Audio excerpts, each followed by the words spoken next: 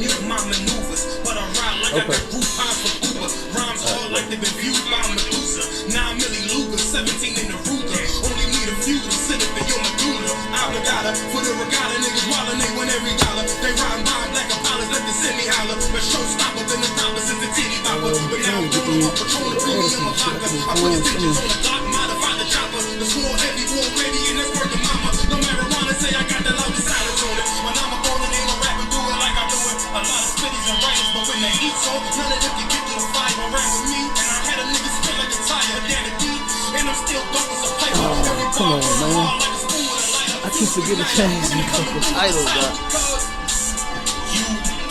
Every one west to the death till they bury me. I'm one west till they bury me. Every one west to the death till they bury me. I'm one west till they bury me. Every one west to the death till they bury me. I'm one west till they bury me. Every one west to the death till they bury me. I'm one west till they bury me.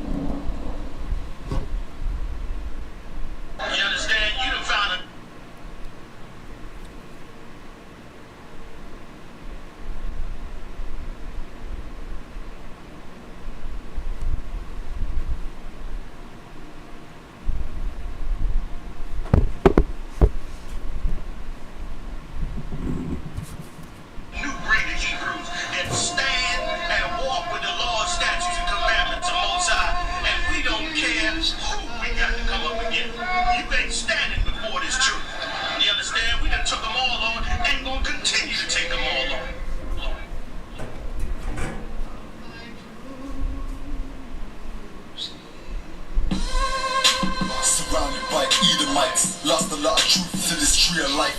Open up a book just to see them right. Reminiscing on my ancestors, on those ships who had to plead for life. Took us to a place where ain't never safe there. Poisoning our foods and put our children up in daycare. Fresh out of slavery, still thinking that they care. Guns in the community, children can't play there.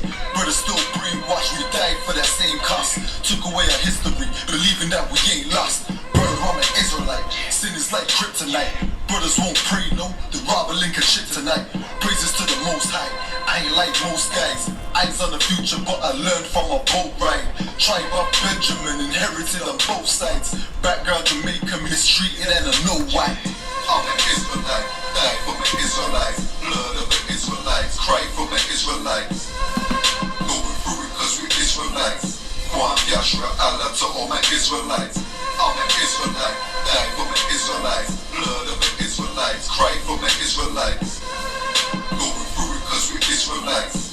Kwam Yashra Allah to all my Israelites. Kwam Yasha Allah, sons of the power. Rise from the ghetto when Satan want us devoured. The seal of the Lord ain't found in church towers. Never dying on my knees like no coward.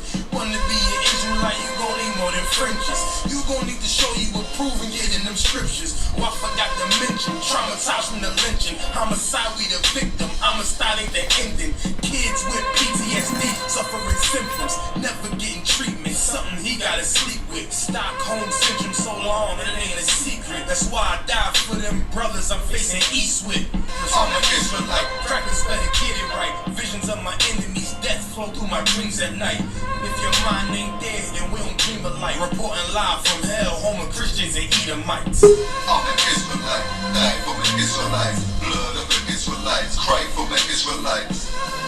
Going through it cause we Israelites. Kwam Yashra Allah to all my Israelites. I'm an Israelite, die for my Israelites. Blood of the Israelites, cry for my Israelites. Going through it cause we Israelites. Kwam Yashra Allah to all my Israelites. While they play the sidelines, comfortable on benches. Catch me on the front lines, putting work in trenches. Making sure our election, preparing for Armageddon. Mastering this profession of prophesying these lessons. Protecting our adolescents and answering all their questions. Teaching the love they reflection. No matter what the complexion, we got a common connection. A part of God's hand selection. A shot at the resurrection, through us achieving perfection. But to give life takes sacrifice. Battle demons every fight. Short days and long nights. Less sleep and more fights. More wisdom, more strife. Telling everybody that they wrong and you're right. I'm an Israelite, blood of an Israelite. I ride for my Israelites, to die for my Israelites. We owe a debt, cause Christ paid the price. So who ready to give their life the life of an Israelite? I'm an Israelite, die for my Israelites. Blood of the Israelites, cry for my Israelites. Going through it cause we Israelites. Kwam Yashua Allah to all my Israelites. I'm an Israelite, die for my Israelites. Blood of the Israelites, cry for my Israelites. Going through it cause we Israelites. Kwam Yashua Allah to all my Israelites.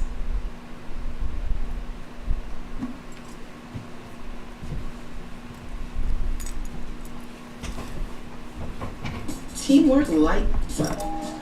With Asana, many hands coordinate across many different types of teams, keeping tiny tasks and big life build moments on track and on time, so your team can light up the world.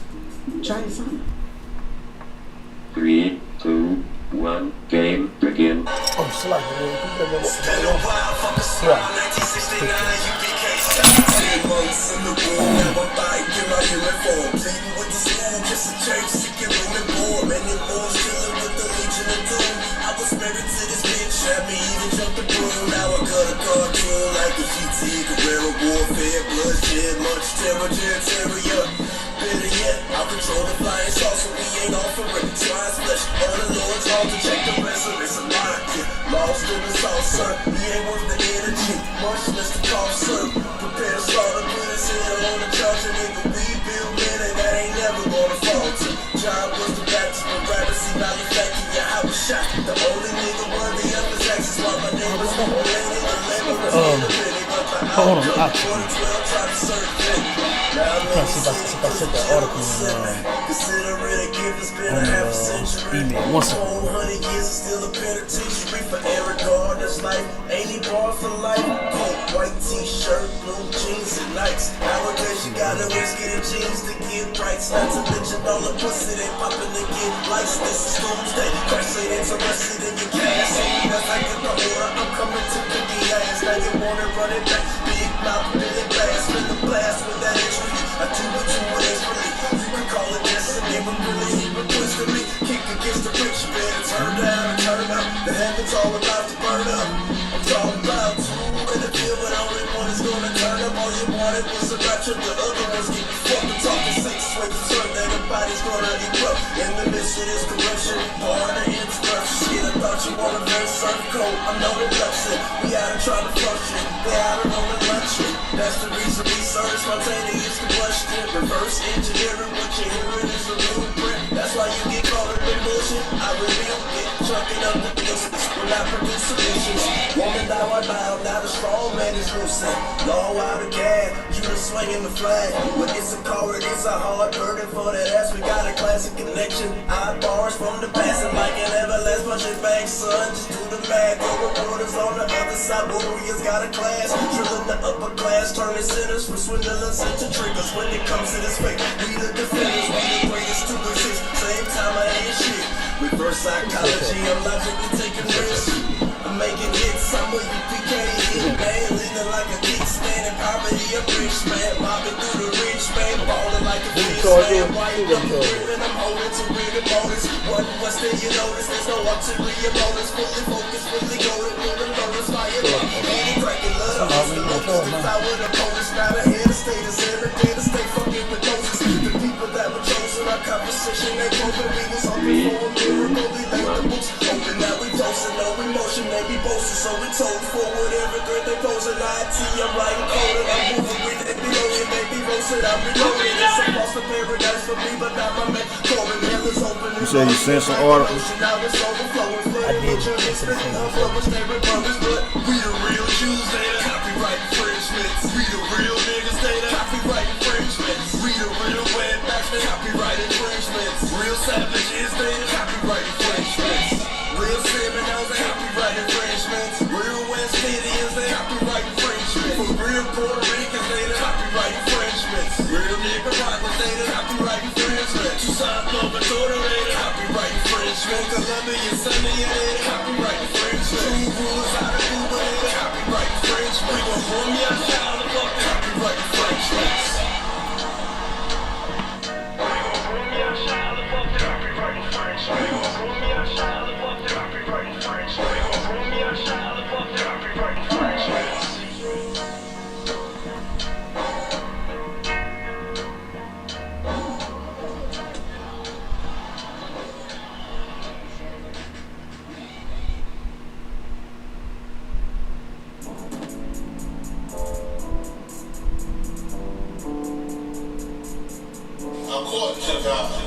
The white man is the devil. See, I've been in here for a little minute. You know what I'm saying? And I see niggas, they like to talk a lot. They like to claim leadership. They like to claim this and that. You know what I'm saying? They like to be above what they really is and have authority. But they don't really need that authority. They don't really know what to do with that leadership. You understand? You hold hands with this white ass. Need to stop and ask you to give a damn what you talk about. Give a fuck what you believe, nigga. Gotta stand up to serve my God. We'll pray on our knees, nigga. Yeah. So everybody ain't with all that peace talk. Everybody ain't with all that bygone. Boy, ass shit, stop it, ass shit, prophets. My nigga serious.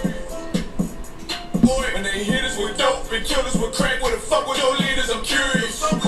You cashed down on your blood, you traded you in and bought a new biz. Ask you the prophets, I tell you the scheme. If you don't wake up, you gon' die in your dreams. I say you won't, won't tell you no more. I swear these crackers try to kill us slow. Just spoke to a nigga and fed the young on parole because of the COVID. It feel like the hoes in this world that don't go together. Know it's golden and ghetto. I'm in the city blazing with my niggas. Just told the devil the skull never settle. Yeah, see the prophets.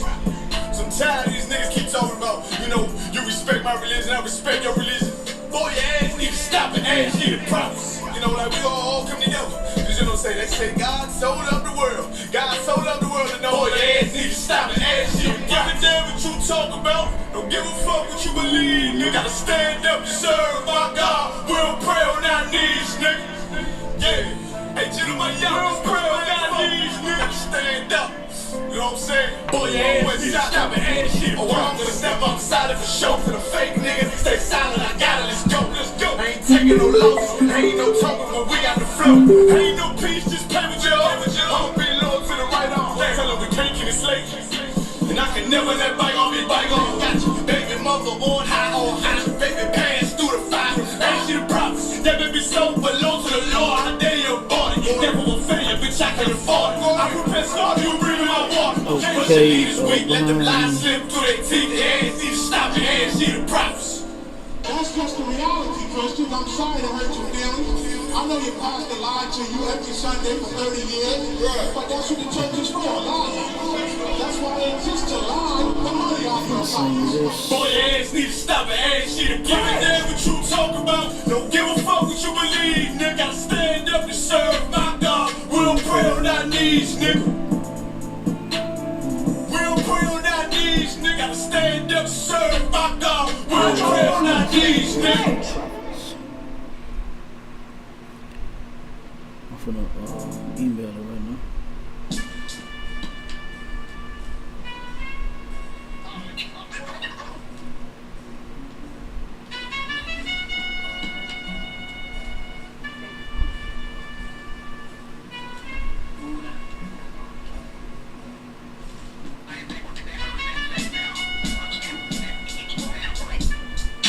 Die to meet the devil.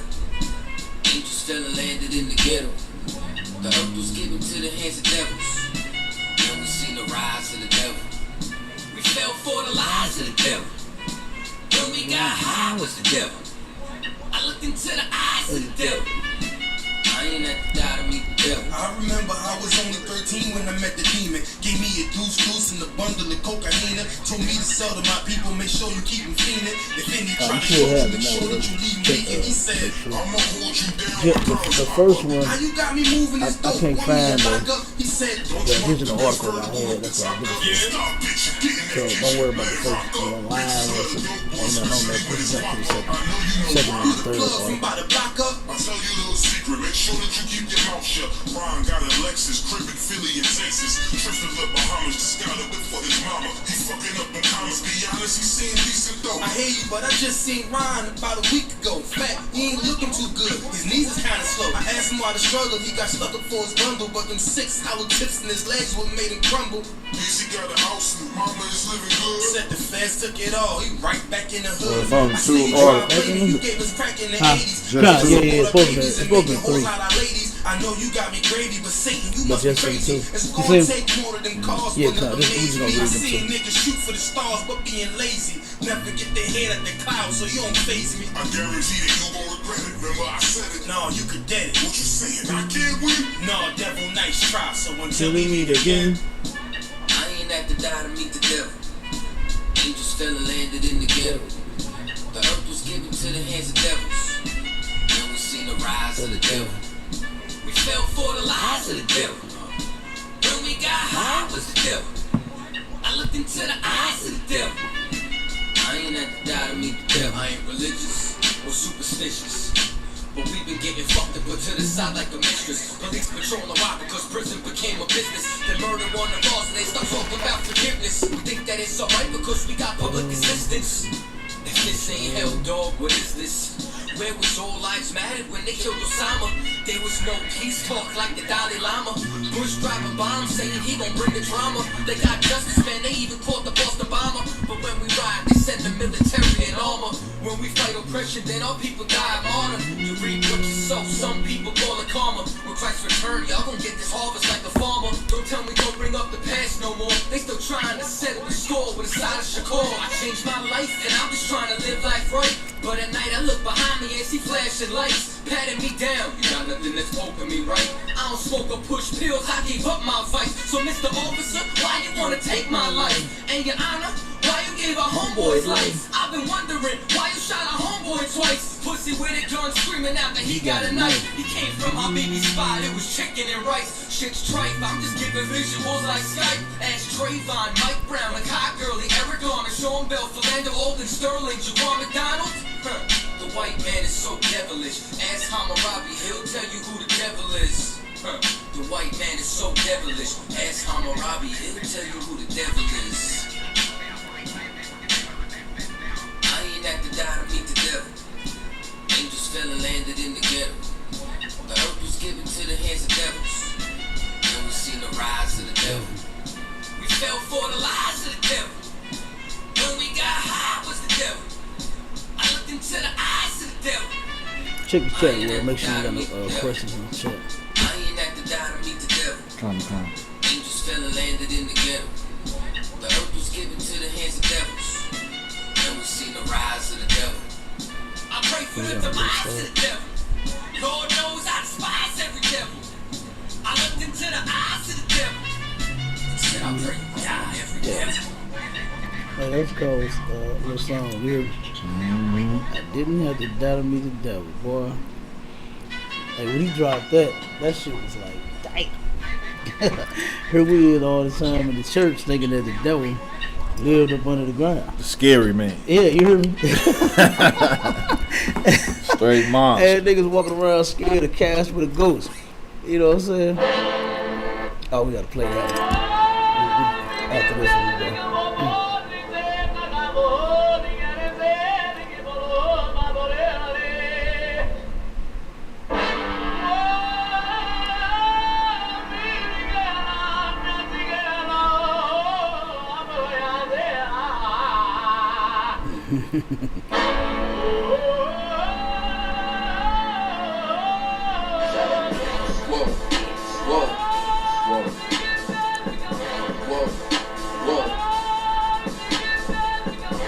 I'm a UPK nigga, straight out of one West, no contest. We the best to the niggas who's living, trying to contend with the stress, going through the test, no access, cause you oppressed slaves. Niggas is dying off in waves, living in dirt and I was some grave. Niggas crosswalk through the crosswalk, you on a white chalk over the bodies of roads that you paid. Americans killing us, saying they fearing us, put the drugs in the hood. Now my niggas delirious, put a gun in my face, all because of my race, quick boom flash, just a skill was a murder my ass. Like a chief in the slaughter, I'm beating harder and harder, baptized with these words, never dipping in water, so now we pray to the Father. Give strength to the fathers, looking for the marauders, just fucking taking our dogs, nigga, it's wartime. Lights up, nigga, showtime. Got the green light on that ass, yeah, go time. Either boot up, shut up, or get your ass up. Cause we ain't got time to be playing this all fucked up America.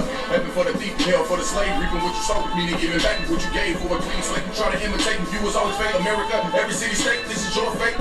Whoa, Whoa, whoa, to America. Whoa, whoa, whoa, to America.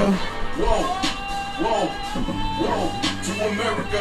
Whoa, whoa, whoa, to America. On the timeline, giving the room to expose the intricacies of things. Five, doing pop, I ain't shit, but getting what it is a pastime. So in a minute, I'm a pass sign. I hope you get it. If you didn't, you can crash mine. Kinda simple if you feel it, catch your last line. But it will confuse a bad mind. A damn shame. It's the exact thing with the jet that's fried. Bombs from the sky, rich devil lullaby. Then the nigga fly. Hope you got an alibi. Bombs from the sky, rich devil lullaby. Devil is high. I can see him from the parking lot. Never finna ball out. Devil's finna fall out. All our warfare, nightmares in the big house. You heard this for years and thinking shit won't gon' turn around. I never learned that this motherfucker burns out. Yelling in the streets. Told him to preach. Now all of you angels bring woe to this beast. You root for time, but we play for keeps. I pray to my father, bring woe to this beast. Remember the times we hung on the trees. All of you nations bow down to your knees. Remember them shit, they brought us in fleets. Fuck they Apollo, bring them to heat.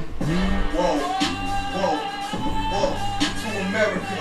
Whoa, whoa, to America. Whoa, whoa, whoa, to America. Whoa, whoa, whoa, to America. God is gonna destroy this empire, man. You about to see famine in this place. You think them fires in California is bad? That's just the beginning of what the Lord is about to do. Because you've been evil to the Lord's people. You've been wicked to the Most High's children, man. You've been destructive to the 12 tribes of Israel. Let me tell you something, black man. You gotta put on your strength now, man. Put back on your strength and might, black man, because your day is coming. Your day is coming because the Lord is gonna bring judgment on this earth. The Lord is going to bring judgment on the earth.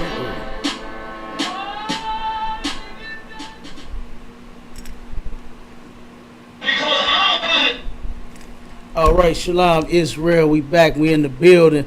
I love saying it every week because I say it as if we've gone somewhere. Right. You understand? Since 1969, the ISPK has been rolling and going to continue to roll, teaching blacks, Hispanics, and Native Indians this truth and growing like crazy. You understand? Good night, all the brothers and sisters. The Passover, oh my God, was glorious. You understand? And just a second ago, I was telling my brother, mighty man, Officer Bond, get that brother a hand for holding it down with Cap and this motherfucker. You understand? That's my right hand man. Okay. I was just telling him about the music that the brothers in the school be dropping. The shit is amazing. Yeah. You understand? Yeah, I'm right. You know, and give them a hand too. Give the music department a hand for all of that wonderful music that they make, man. You know what I'm saying? They ain't talking about women, what's it? My girl got a girlfriend, you know, killing each other, destroying each other, selling drugs, and all this nonsense. It's actually talking about what we should be fighting is this oppression. You understand? That's what we should be fighting against, is this oppression, man. You understand? Not one another. You know, we shouldn't be fighting each other. We should be fighting this oppression that we all are facing. You understand? Just because they haven't, you know, the police haven't unalived somebody in my family, my brothers and my sisters out there in the world, they are my family.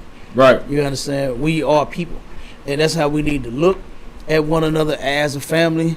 And then we turn around and need to come back together and start fighting this oppression together. Okay? We got the chat, not the chat, it's like, we got the phone line open for questions. If anybody has any questions, you can text them to 314-696-8288 if you don't want to be on live. If you you do, we got the link in the chat for the Paradigm Shift TV 314. You understand? My brother DMG channel. You understand that he allows us to have our shows on every week, every day, every night, whatever the hell we feel like. You know, and big ups, and we appreciate that brother for doing so. Like I said, here we are. Like I said, the link is in the chat there. If you want to be actually on the live, ask questions, comments, whatever. You understand? All questions or comments are welcome, whether you agree or disagree. You know, This ain't the Christian church where the only thing you can do is just listen to what we say and shut your mouth. Right. You know what I mean? You actually can come and we can talk about it. We got some questions. We got Cabal Kata in the building. Shalom, Mark. Yabba Shema Shokata. You got it. God, I can hear you. You still got that little swishing noise in the background again. Look. This is my mad scientist. You understand? He over there swishing it up. You're in the background cooking me up something. Squish, squish, squish, squish, squish, squish. You can hear it. You understand? He's still over there cooking it up. You understand? Yes. We got a couple of questions on the TikTok. Okay, let's see. Let's see what we got here. We got a bunch of questions. Let me see if I can answer some of these real quick before we get to the topic. You still got this sound going on, Cabal. It said, what is the name of Allahayim, the Most High? You understand? His name is Yahweh. But just guess what? Like most fathers, we don't call our father by his first name or say by his name. In this case, you understand? We turn around and you call him Pop, call him Daddy, right? Call him Father. You understand? You call him one of his titles, the Most High. You understand? God, something like that. We only use the name Yahweh for teaching purposes because a lot of people don't know his name. You understand? So, but we don't say, we don't have a habit of just saying Yahweh all the time, all day, every day. All right. Let's see. We got a couple of comments. Just don't let it put you in a mental ghetto. I don't know what that's supposed to mean. You understand? Our oppressors put us in the ghetto. You understand? And guess what? The ghetto is actually a beautiful place. You understand? It is the place where the most beautiful people that was ever to live actually reside. You understand? Right. Blacks, Hispanics, and Native Indians in the ghettos, the barrios, and the reservations. Our oppressors took this land and turned around and made us work and build it, and then stuck us in a corner and called it the ghetto or the barrio or the reservation. So guess what? I don't know what that comment meant, but I ain't, too vexed about the, the ghetto, calling it the ghetto. Matter of fact, we made up a shirt. While President Trump was interested in making America great again, the only way he was talking about making America great was making you blacks, Hispanics, Native Indians full-fledged slaves again. You're already slaves, but turn around. But now we're gonna take away the income you earn. You know what I mean? You know how many white people complain about people having cars in the projects? You know what I mean? Right. But then when you pull up at the trailer park, they got the same amount of cars that the ghettos do in the projects. You understand? But guess what? Our oppressors feel like they are entitled to every single thing here, and you should have absolutely nothing. You should do nothing but work to build up this kingdom for them, and after that, you get nothing. So, but we made a shirt to counter that, make the ghettos great again. You understand? Right. That's what we interested in. We interested in fixing and cleaning up the black, Hispanic, and Native Indian community. That's it. You understand? Then let me see.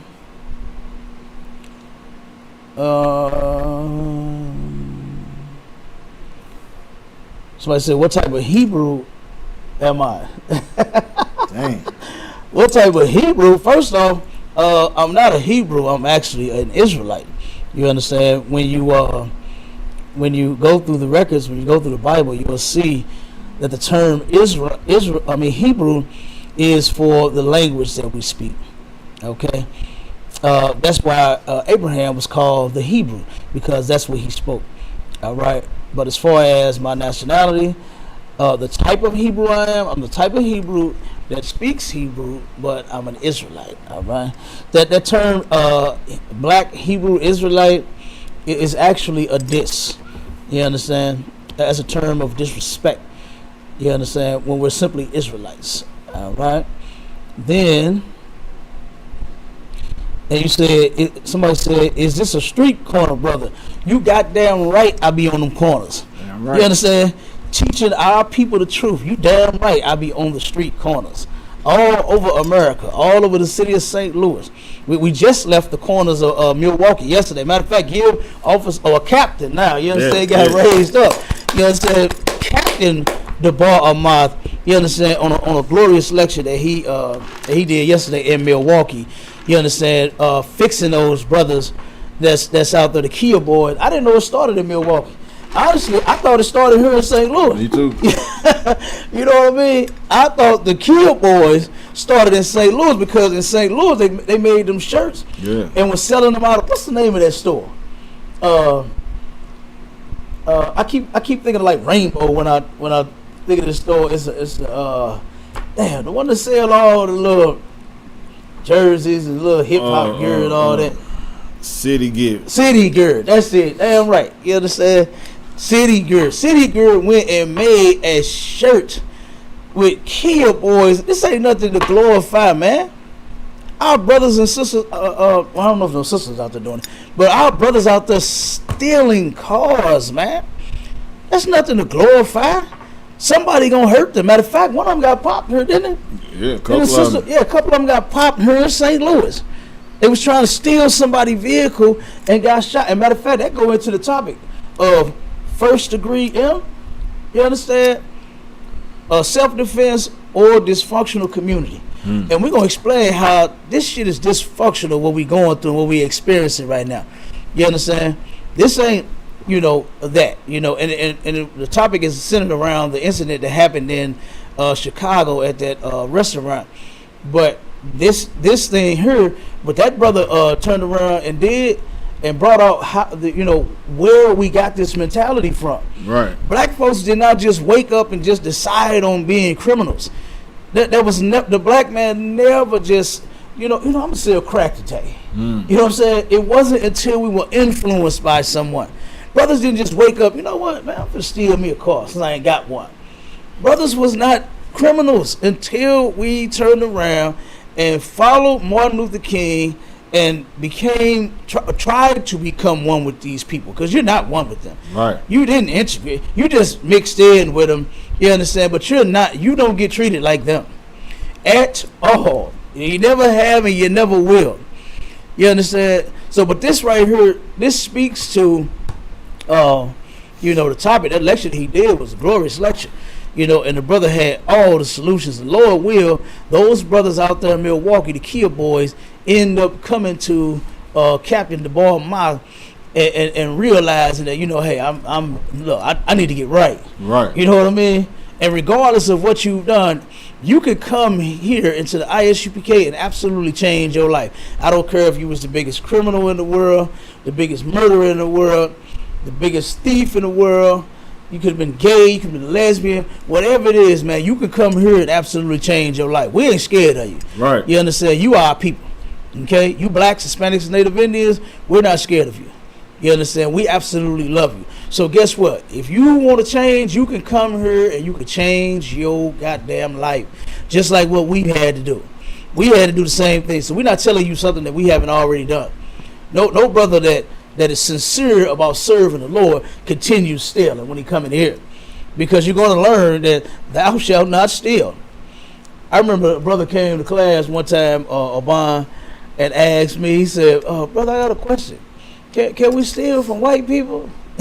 He said, I'm cool with not stealing from black people. He said, I hear you. He said, but what about white people? Can we steal from them? No. The black man should not be a thief, period. You understand? We should not be stealing from anyone. We are better than the other nations of people. We are better than the white man. You understand? What the hell we got to steal for? Well, we got each other that we can lean on, that we can depend on. You understand? If our brothers and sisters need some food, what they say? What was when they was shooting dice on that one movie with Eddie Murphy? My wife need clothes, my baby needs shoes. He told me, you need some teeth. Right. And guess what? You can come get your wife's clothes. You can get them damn shoes. And guess what? We'll even help you buy some goddamn teeth. You ain't got to go rob nobody for it. And that's what he ended up doing. Then he lost all his money and robbed the dice game. No, hey, you gambled, you lost fair and square. You ain't got to rob the dice game just to get your teeth fixed. You understand? You could come here And guess what? Anything that you need, we'll help you get it, man. You understand? Our people got to actually stop talking about this unity stuff, making songs about it, talking about it all day, every day, but never actually putting a foot forward to do it. You understand? You're not even putting the foot forward to do it. Y'all talk a lot of talk, especially over this on the internet. Oh man, I done heard and talked to so many different people that sound like they sincere as can be, but have absolutely no clue on what to do, how to do it. You understand? Or any of that. They're just talking. You know, I figured it out. Coming together is just talk for a lot of people. It's not until you actually put some boots to the ground and say, you know what, I'm going in the door. You understand? That's your first step. You understand? And actually unifying, because in here we don't sell each other drugs. Why? Because we are together. Unity was important to us. So instead of we know that selling drugs separates us from one another. When I sell my brother or my sister drugs, that separates us. Right. Here I am, I'm paid, my pockets on swole, but then now my sister's out here prostituting up and down the street just to get, and some of the men prostituting around here. You see them about? Some of our brothers is prostituting on these very corners right next to the sisters. That separate us. You understand? Because now I'm better than them. I got it going on. I got money, I got cars, I got whips, I got all this. But they standing out on the corner tricking. We separated from that. Being in a gang, one wearing red, one wearing blue, one cuz, one blood, one folk, one disciple, one all this nonsense, that separates us. You understand? Guess what? Celebrating holidays. Celebrating holidays separates black, Hispanic, and Native Indian people. You know what we did? We said to hell with that. Us being a people is more important than celebrating a nasty ass holiday. Celebrating a birthday. What in the hell is so... You were born. Like, what is so exciting because you were born? Look at all of the hell you've caused since you've been here. Right. You understand? Like it was like such a blessing that you were here for another year.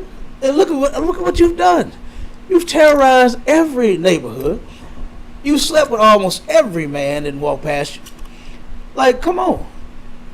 You sell any and everybody some drugs. I hate it, bro. You understand? I hate that mess, man. That's why I did a lecture on it. Because guess what? Drugs separates black people, man. I seen the brother. I went to stop and grab something to eat before we went to the lecture, right? Something we pulled in Milwaukee. Turn around and see a bro. He flipping. He pulled out a big old bag of doggone dope. Boy, he finna go sell a lot of it. You understand? He coming in the restaurant to get him something to eat. But I guess I don't know. I guess he thought he may have seen some potential buyers in the in the restaurant, man. So he had to pull this big old bag of dope out. I said, God damn, man.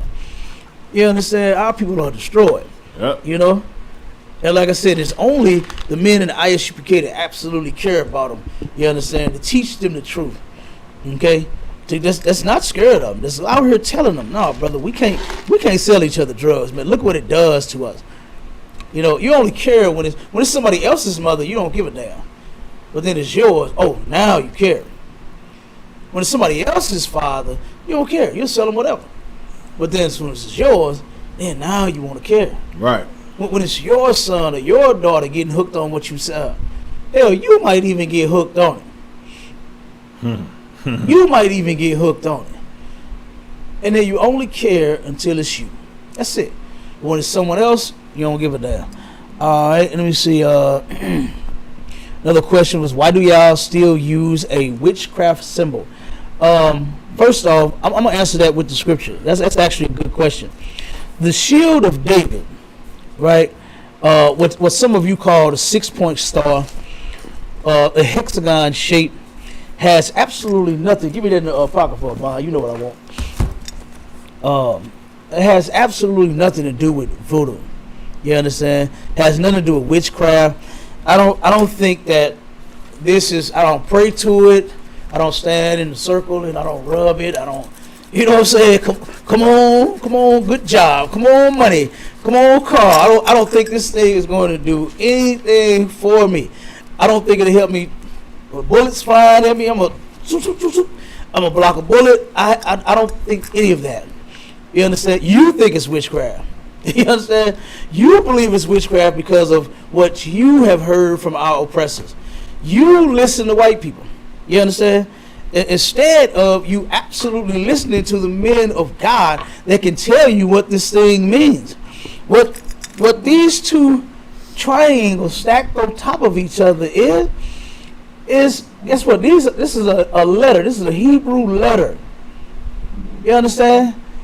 This is a letter, and the sound that it makes is the Da sound. You understand? King David. This is King David's name. You understand? And I think you came off mute, Cabal. You want to rock on it? Go ahead. I'll pull the scripture. I'll let you rock on it. Come on with it. You got it. Common kind. Most time correct. Like you were saying, that is the stylized version of our king flag. Like for example, when you see the New York Yankees logo, right? It's the N and the Y laid over each other. It's stylized, right? It's the seal of a king. It's not exactly his signature, but it's a stylized form, like he was stamped into a letter. Mm-hmm. Now, of course, the witchcraft symbol, that comes from Jewish mysticism. Right.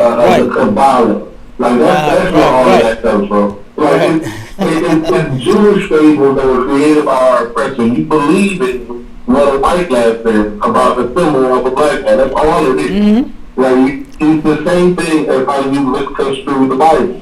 Literally, if you believe that has anything to do with witchcraft, then I'm sorry, you can get it from the wrong source. That's never what it was.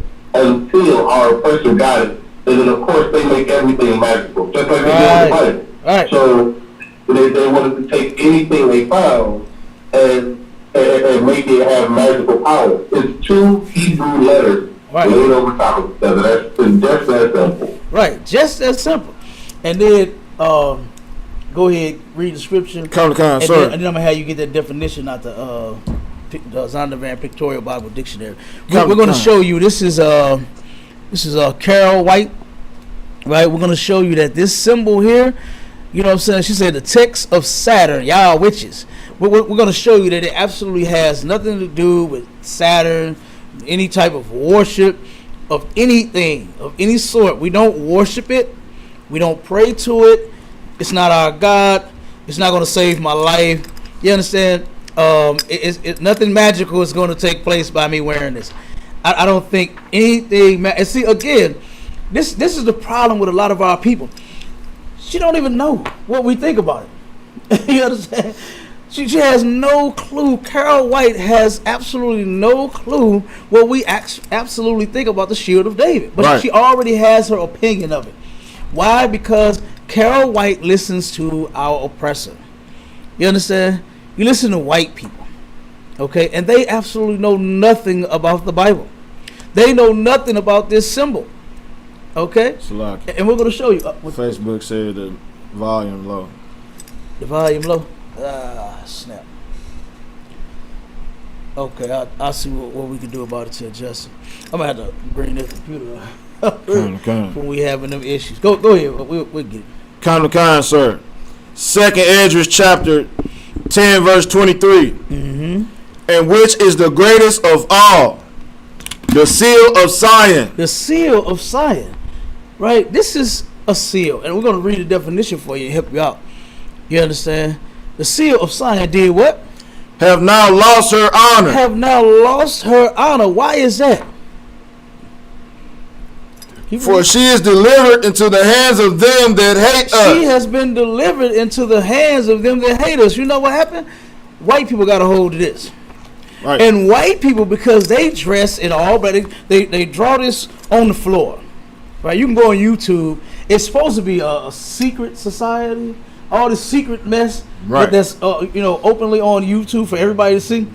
All this secret stuff. You go on YouTube and you'll see this on the floor. And you'll see candles all around it. And you'll see maybe someone laying on top of it. You understand? That they're sacrificing. And somebody standing in all black, chanting and drinking blood and whatever the hell they doing.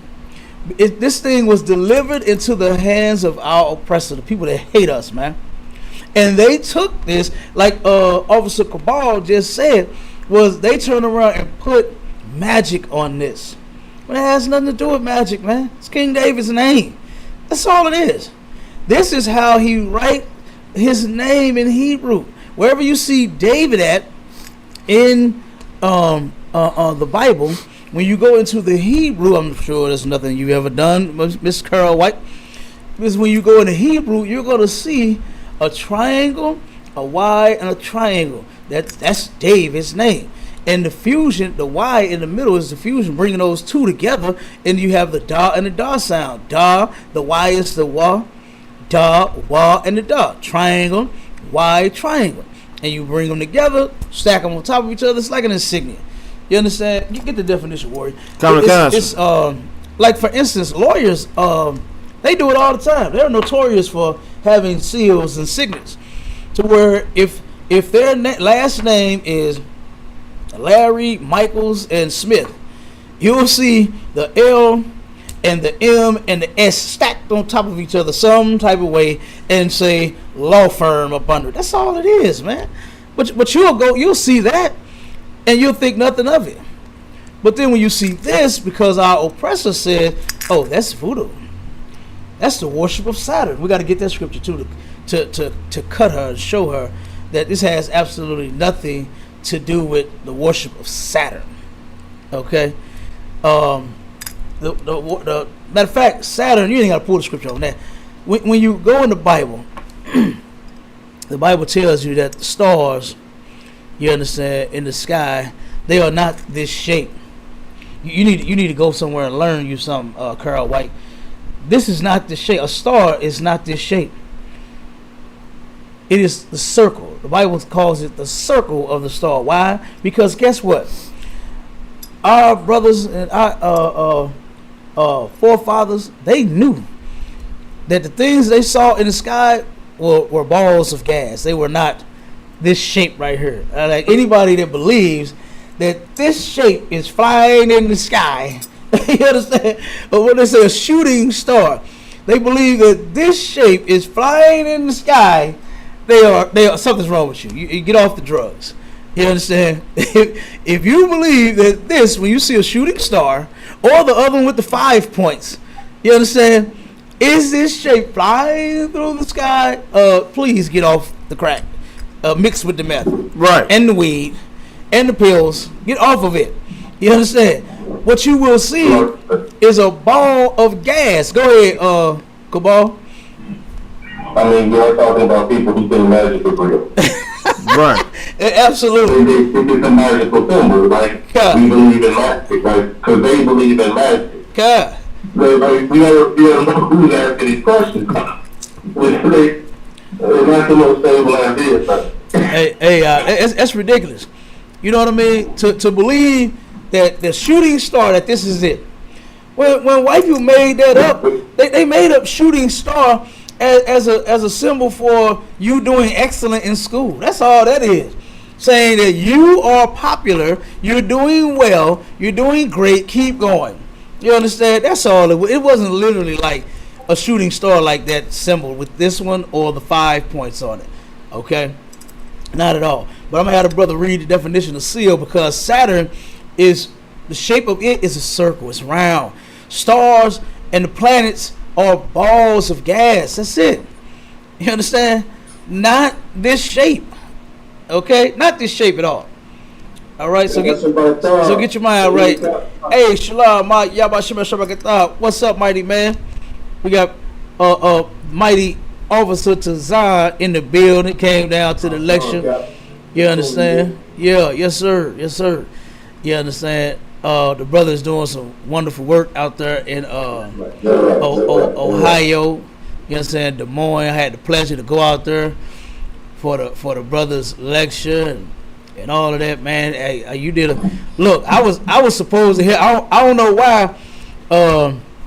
Captain Marquardt, I think I'm like the king of the Midwest lectures or something. I guess because I done did the most lectures, and you know what I'm saying, or whatever. Yeah. But he had me help this, but he had me help everybody with their lectures, and you actually did, man, awesome job. You understand? And you ain't really need much help from me. You understand? So That's hey, right. you can tell Commander Junior Hunter knows what he's doing. Damn right. Hey, Most High Christ, you can tell that Commander Junior Hunter, he knows what he's doing with these men. Right. You understand? So if you want you having a problem with your sons, guess what? Or your man, bring them brothers here. Don't call police on them trying to get put out the house.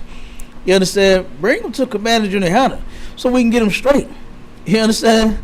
Don't take your sons to no scared straight program where you're gonna threaten them with going to prison. You understand? Because that ain't gonna do nothing but actually end up having them go to prison one day. You understand? So no, bring them here so we can make soldiers out of them. Right. You understand? So no more scared straight programs. Don't send our children to our oppressor. You understand? Because he ain't gonna do nothing but devour them. That's all. Don't send them there. Send them to Commander General Yohana so they can be like these great men that you see me rocking with. You understand? Officer Tazan, Officer Bond, Azar, Officer Cabal. You understand? And the rest of the officers and captains and generals and everybody in the school. Even our sisters are amazing. You understand? So like I said, let's do that. All right. So go ahead, read that definition seal real quick. Everything that's highlighted. Counter, sir. Zondervan's Pictorial Bible Dictionary, page 764. Seal, a device bearing a design, a name or some other words so made that it can impart an impression in relief upon a soft substance like clay or wax. When the clay or wax hardens, it permanently bears the impression of the seal. So, matter of fact, if you know anything about jewelry, this is how you make jewelry. Say you take clay, you understand, molds and things like that. You put the impression on there. You pour whatever you put in there, the metal. You understand? You can use wax. You can do anything. You understand? And turn around, and guess what? When it harden, you'll have that impression, whatever it is that you make, and it's usually a name. You understand what it said for a seal? Keep going. Some were carried by cords hung from the neck or waist. Some was carried by cord by the what? Hung from the neck. Hung from the neck. Carl White, you see this thing hanging from my neck, right? That's how it go. Our brothers was doing this way back when, thousands of years ago. The Bible says that there's nothing new up under the sun, Carl White. You understand? So guess what? Wearing a chain and a charm, that's what he called it here in St. Louis. You understand? They might call it pendant somewhere else. You understand? But wearing a chain and a charm, guess what? It's nothing new. All right? Keep going. You say around the neck by a cord, and what else?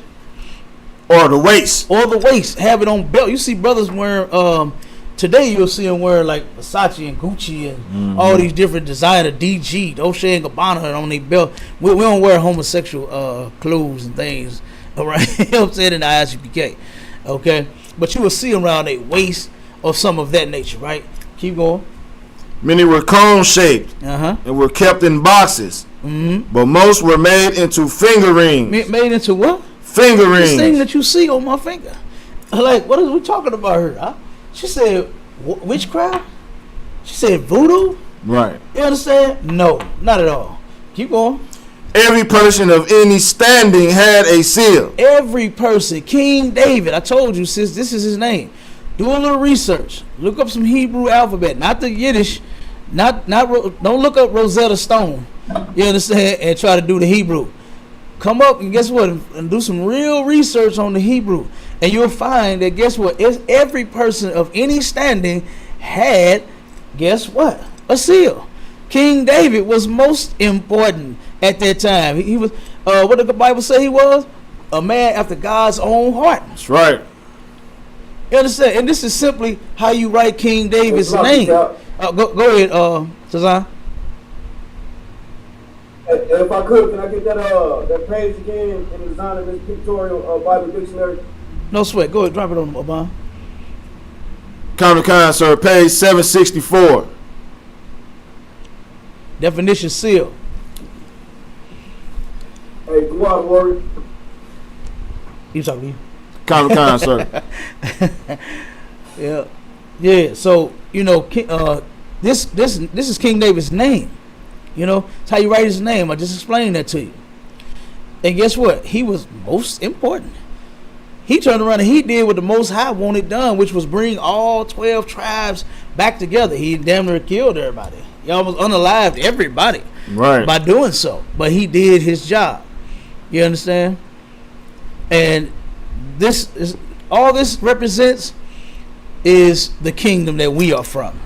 You have a seal in your pocket or your purse, Carl White. I'm sure you do. That license that you have, seal. Mm-hmm. The car that you drive, do you drive a Dodge? Do you drive a Chevy? Do you drive a Toyota? Now you look Carl White, you might be a Lexus kind of sister, huh? Mm-hmm. You might be a Benz kind of sister. You probably got you a fat ride. You know it's a seal on your car, right? You know there's a seal on your car. That big Benz symbol that you like to see when you go out there right on the bumper. That big old, they got the big ones now, ain't Benz sign was small, it's big as shit now. Now you got a big Benz. You go out and get in your Benz, you know it's a seal, sis. You're riding around with a seal. Okay? Now you don't mind wearing no matter of fact, wait, hold on, let's not stop there. You got a purse, Miss Carol White, you know it's a seal inside of it. Mm-hmm. You know it's a seal inside of it. Wait a minute. Do you like fancy clothes? Sisters know how to dress their ass off, don't they? Right. Yeah, they know how to dress, boy. You understand? You know that you have a seal inside of your clothes, sis? The tag that you pop when you buy it. Right. That's a seal, sis. You understand? That is a seal. You at the store looking at seals. You grab the seal and you say, this is $100. I'll buy this one. Right. And you put it in your buggy. The pants that you go get to match with it, or the dress that you go get to match, whatever it is you buy. You say, let me get them. Oh, I like this too, and throw that in there. Wait a minute, hold on, wait a minute. Right. Do you like Adidas or Nike? Do you like Fila?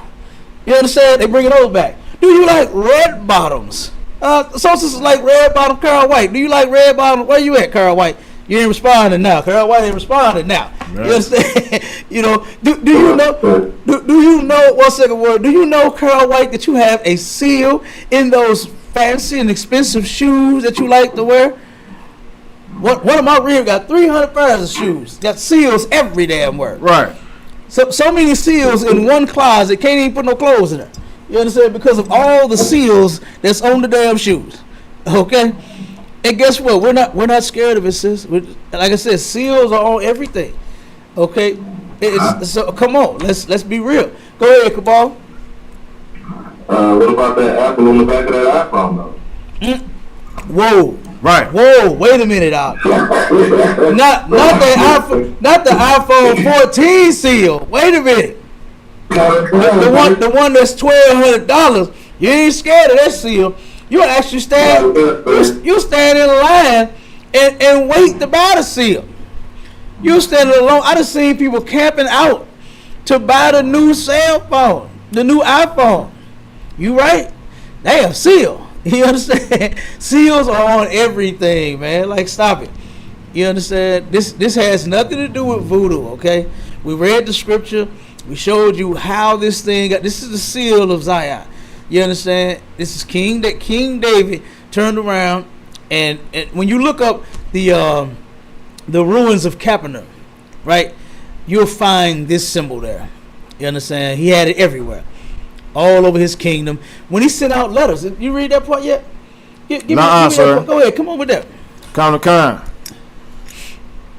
Seals were used for a number of purposes, as a mark of authenticity. And authority to letters. Okay, so when King David sent you a letter, when he said, listen, I need you to come see me. If he just sent you a blank piece of paper, how you know who that's from? He stamped it with his seal, and then now you automatically, this is from the king. Just same way you do your bills, Carol White. When you get your bill, whatever city you from, your electric company, you understand? When you, I know it's first thing you say, damn, I got to pay it again. You know what I'm saying? Like, I just paid the damn thing, and I got another one in the mail 2 days later. And guess what? It has a seal stamped on it. You understand? Here, what is it? Spire Electric. Right. You understand? Got they seal stamped on every bill they send you. Laclede has their name, their seal stamped on every bill they send. How you know who to send the damn bill to? If they don't put that on there, or today they call it like a header. You understand? A header and a footer, to where they'll put their business, the logo at the top, and then the business information at the bottom. You understand? Like I said, same thing. That's where they got it from. Come on with it, Officer Zahn. What you bringing out heavy, Cap? Basically, all the seal is just representing who you are or where it's coming from. That's it. This is a representation of what you're doing, who you are. That's it. That's all. This is where we from. We ain't from America. You understand? We're not from here. It's in our land. You understand? This is actually the Native Indians, their land. Right. You understand? Our brothers and sisters, this is their land because they were here first. Okay? But the Great Seal of the United States is everywhere, and you don't bother that seal. You don't say nothing about that seal. When you see that bald eagle everywhere, when you see that red, white, and blue everywhere, even on the day that's supposed to be for us, what was it? Juneteenth, red, white, and blue. You understand? Had white people standing on different advertisements as, for the freedom of the slave. When was the white man the slave? Right. when was they the slaves? When was Bill and Karen slaves? Man. You understand? But they represented all of the different programs that they had everywhere. Forest Park, I got calls from everybody saying, I know y'all ain't going to Forest Park for Juneteenth because there's white people galore. You understand? I said, man, look, we already know. We already know it got hijacked. Everything about us gets hijacked, man. By white people in the LGBT community, man. They hijack everything of ours. We just can't have nothing. We can't be black. We can't even turn around and say, have a day for us to recognize us being free from slavery. They don't even want us to know and believe that we're free from slavery. Because guess what? We're not. You understand? The men in the ISUPK, we free. We ain't slaves to this place. You understand? We not slaves. We free men. But our brothers and sisters in the world, good night. You can't help yourself. You can't help yourself. You going to church this morning, slave. You celebrating your birthday, slave. Right. You can't wait to celebrate the 4th of July. I don't understand that. The 4th of July had nothing to do with you Negroes. And you gonna wear all the red, white, and the blue, and you gonna be up patriotic as hell. You understand? You gonna be just as patriotic as you can be come the 4th of July, and when it had absolutely nothing to do with you and your people. This was our oppressor being free from his oppressors. You understand? The people that was trying to oppress him, he fought back and said, damn that. But what do our people do? Beg and sing. Right. March. Marching don't get nothing done. You understand?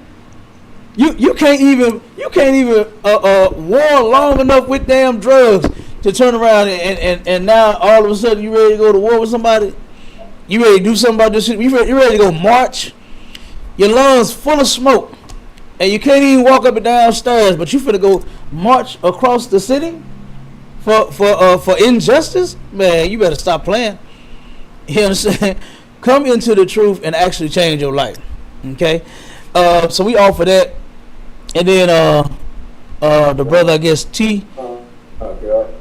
Most High Crow, I guess, T-Tall 962 says, where can I find history of your founders and what they are all about? It's all over. It's all online. And guess what? To actually get the real history, you want to come here, and guess what? You can get it from Commanding General Yohana himself, because he was actually there. That's right. Commanding General Yohana was there. Not somebody getting it. See, me, I'm giving it to you secondhand. You understand? I'm telling you the story that was told to me. But Commanding General Yohana was actually there. You understand? So you can get the history from him. You understand? And a brief history. And big ups to Commanding General Yohana, goddamn, for holding this truth down. Yeah, right. Everybody ended up leaving the truth. They left. And you know what happened? He stayed. And man, when I watched the documentary that Captain Mawquad did on him, he turned around and he said, I knew that when they left, he said, I had to push this truth. He said, because what I knew was, if my people didn't have this truth, they die. I said, OMG. So a brother that actually loves black people. That's what I said. And those are my exact words. I'm not lying. I'm not kidding. When I heard it, I said, OMG. You understand? A brother that finally loved. You hear all the time at the Christian church, all this love mess every fucking week. And preachers don't love nobody. They love their money. You understand? Right. That's what they love. Right. Preachers don't. They don't love they members. They don't love the children in the church. They molest them all. They don't love those men and those women in the church. They sleep with their wives. They don't love the men either because they sleeping with the men. Right. All the choir directors is why do they have why does the job description with choir director just you got to be fruity? I don't understand that. Like you can make music, you could, you know what I'm saying, nothing wrong, man. There's a very masculine way to orchestrate a band. You know what I'm saying? Right. I mean, come on, man. You got the guitar right there. You can be masculine as you can be. You know what I'm saying? And orchestrate that thing. You could point to the guitar when he's supposed to go. You could point to the, you know what I'm saying? You know how they do when they're in church. They point to the damn piano player when it's his turn to rock. You point to the drummer when it's his turn. You could turn around and get the crowd up. You can make them stand up. You understand? Just get y'all ass up. You understand? You can point to the baritone and you can point to everybody, soprano, everybody do their damn thing, and it can be just as masculine as fuck. You understand? Turn around and orchestrate music. You can do it in a masculine way. But all of them are sissies. I don't understand that. Right. You understand? I don't understand that, Aki. You know, they all got to be sissies when it comes to the music. You know, like, that's crazy. And they call the minister of music got to be a homosexual. Like, that is crazy. But that's Christianity for you. They love them in there. You understand? They love them homosexuals in there, man. They love them in there. But like I said, you turn around and you come on with it. Hey, what you bring out heavy, man? These homosexual choir directors and all that, man. They in cahoots with they in collusion with the pastor. You understand? That's why these Christian pastors, man, allowing all this homosexuality in the choir, man. These choir directors being fruity and all that. These Christian pastors, man. I wouldn't put it past them that majority of them in the choir directors got something going on. You understand? Right. Mm-hmm. Yeah, absolutely. You understand? They do. The pastors love them the most. You understand? They the ones that's hiring them. Like all of them is like I don't understand that. Like if you coming to do some music for me, you can't be no sissy. You understand? Like come on with it, Cabal. See, the first you read an article, you gotta remember what the Christian church is really about. It's about money, right? So they need the choir directors, so they're not gonna get to the man's pocket. They're gonna get the woman's pocket. That's why the choir directors gotta be offended. Mm-hmm. Right? You can't be confrontational. You can't make these women feel uncomfortable. And then that's how they collude with the pastor, because the pastor knows if that choir director goes around, the church ain't nothing but a concert anyway. So the choir director is really running the church as is. Right. That choir director else said, he'll take half your members with half your money is gone. See, that's what that is. This is all about the love of money. And that's what the Christian church is about. So if you ever have a question about the church, look for the money. Damn right. You sure right. And you nailed it. It is about swallowing all of our sisters' money. Right. Because guess who go to church? Over 86% women go to church. Men is just not going. It's too soft. Right. You understand? It's too soft. It's just too many flowers, too much red and green. You know what I'm saying? Too many those gowns that oh my God, those gowns look, they are just as effeminate and feminine as can be. To see a man in a damn nightgown, that is disgusting. You know, but they wear that, and they love it. You understand? Christianity has destroyed black people, man, Hispanic people, Native Indian people. It has destroyed them, man. And we have to continue to teach this truth. You understand? We need soldiers like Officer Tazan, Officer Abanazar, Officer Cabal. You understand? And the rest of the men that's in the ISUPK to absolutely push this truth. That's right. You understand? Because guess what? The preacher's not doing it. They not doing it. They too busy loving on the choir director. They too busy loving on little children in church. Instead of protecting them, they praying on them. That church that I brought out down there in Texas, where this pastor had what he called discipline, where he would beat the snot out of the children before he molested them, man. Destroying their mind, beating their body, you understand, and then molesting them, doing something heinous to them. And these people let their children go to this church Sunday after Sunday after Sunday, week after week after week. And this is what he was doing to them, man. When not our kids, not in here. We protect our children in here. You understand?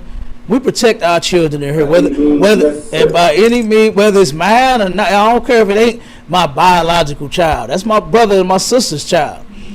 You understand? And I would never hurt them. I would never hurt them. You understand? I would only risk my life for them. That's what I would do. I would risk my life for them so that they could be safe.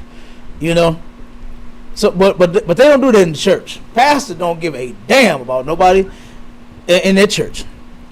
All he cares about is cash. Okay, so we're gonna jump to the topic now, and then whenever brother got a precept for it, because I know it's gonna be precepts jumping out the woodwork on this one, and the topic is first degree M, self-defense, or dysfunctional community. You understand? Which one actually took place? You know what I'm saying? What is the bigger picture of what happened out there in Chicago in that food stand with that mother and that 14-year-old son? You understand?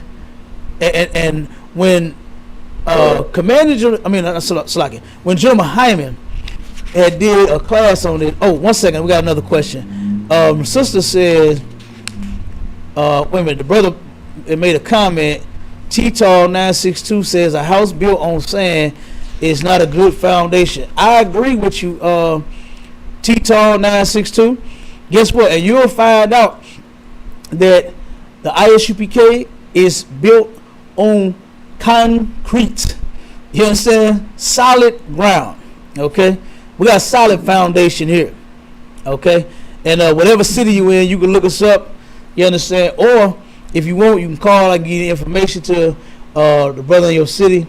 You understand? The number is 314-696-8288. If anybody had any questions or would like to attend classes or want to join, whatever it is.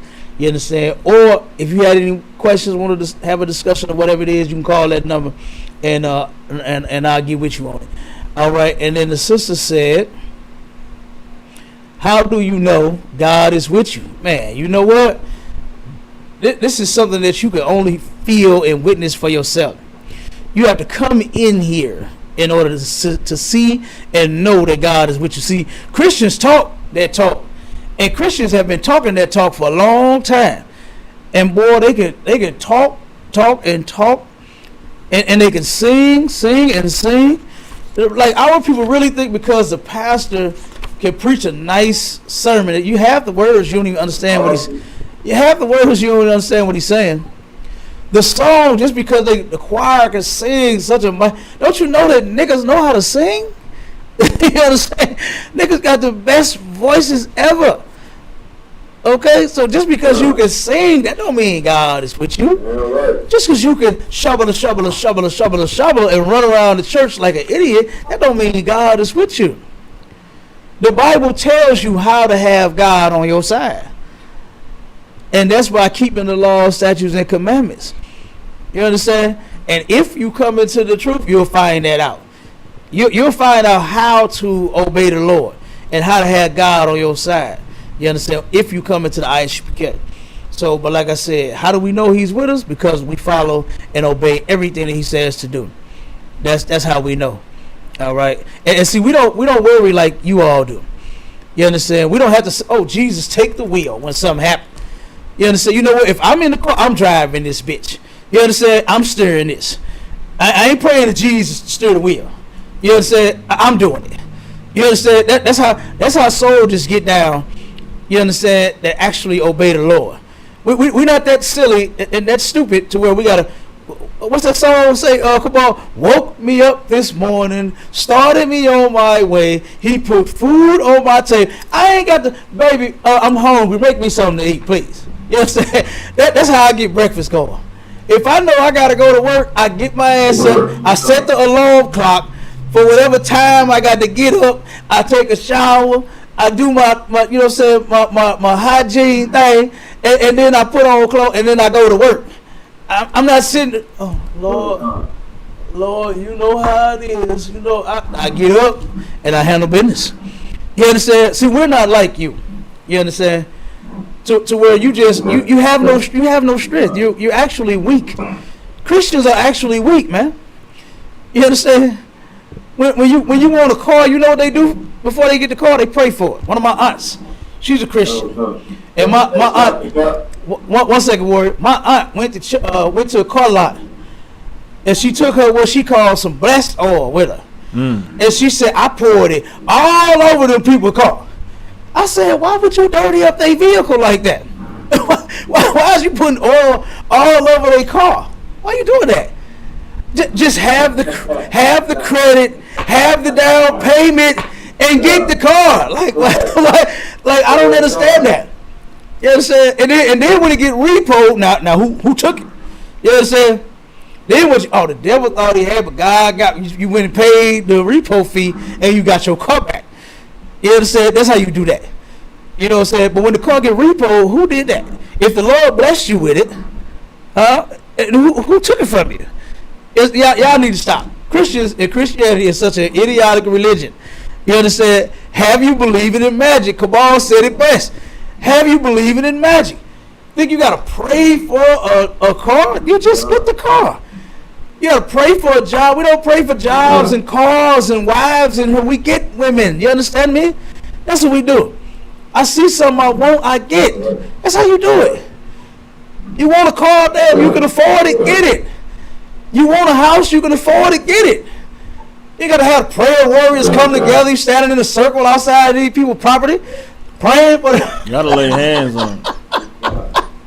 You know what I'm saying, Bob? Gotta lay them hands. Come on, man. Go ahead, Tazan. Hey, now, if I could, I want to know if this would be a precept to what you was bringing out, what the sister question was. The book of John, chapter 9 and 31. Come on with it. Now, we know that God hears not sinners. But if any man be a worshiper of Yahweh and doeth his will, can he hear? Absolutely. Damn right. Because that's where it starts. The Lord is with you if he hear you. You understand? He said, but he don't hear sinners. And you know the church is notorious for saying that they are what? They are sinners. You're just a helpless sinner. You just can't help yourself. You just got to smoke some weed. Yeah. You don't have enough strength in you to stop. You just got to sleep with a whore. Like there's no righteous women with big butts and big breasts. You know what I'm saying? And they look good. Like none of them exist, Cabal. You know what I'm saying? only whores got big butts and big breasts. You know. Look at all of the beautiful, fine sisters that we have in the school. You know what I'm saying? I don't see how you can say, or why is it that you just cannot stop dealing with whores? You know, come on with it, Officer Bob. One second, Bob. I got you. 1 second. Go ahead, Bob. Come on. I got a truth precept too. Come on with it. The Apocrypha, Ecclesiasticus, chapter 4, verse 28. It says, to strive for the truth unto death. Damn right. And the Lord shall fight for thee. Damn right. That's it. That's perfect precept right there. Both of the precepts are good, but that's excellent right there. You strive, you fight, you strive for this truth. You understand? That's what we striving for. That's how you know you're in the truth. Damn right. What they striving for out there in the church is for money. You understand? They trying to be like they pastor. You understand? When guess what? In the Bible, the Lord said, if you serve Him, giving you money, that wouldn't be nothing for Him to bless you with some money. You understand? Wouldn't be nothing for Him to bless you with some cars and houses and all that. All that, man, you can have all that. Nothing. But you, that's not your focus when you in the Christian church. You want to be paid like the pastor. The pastor got it going on so bad. You want to be just like him. You understand? Go ahead, Cabal. Come on with it. So like, this is an example. This shows the difference. This shows the difference between us and the Christian church. The Christian church is the exact opposite of the UPK in the fact that they want credit for everything great, but they never want to be accountable for anything. In the UPK, we give all credit to the Most High. We don't take credit, but we're accountable for everything. We understand that it is working. It is doing. It is following the law, statutes, and commandments. They're not just talking. They're not just, sitting and putting on a smile and acting nice. It is doing the work of the Most High God. This is why we don't question the Most High, but this is why they do. Because they don't hold themselves accountable for anything. Anything that ever happens is because of something else. But anything that's good that happens is because they are so blessed and highly favored. Because they are so favored by the Most High God. That is why. Good night, Doc. They're not take credit for anything that they do. They're right. And that's what Christianity is. They're right, Doc. What do you say? Blessed and they so blessed and highly favored. Good night. They are. You right. That won't he do it? Won't he do it? Won't he do it? Yes, sir. And guess what? The Lord ain't did none of that for you, man. You're not obeying Him. You know, going to church is not obeying God. You understand? Our people are not supposed to be in no Christian church. It mixed up. That's something else that separates us, man. It's religion. I said that in the beginning. It named a lot of things that separates our people. While you're talking about unifying, religion completely separates our people. You can have 4 different churches on one corner in the black community, like what they do almost everywhere where you see churches at. And guess what? They don't even deal with each other. They don't even talk to each other. Claim to be serving the same God, but have nothing to say. Oh, we don't deal with them because we don't go to their church. They don't have no choir. You know what I'm saying? They'll celebrate Christmas. They'll celebrate holiday. But the apostolics, y'all do.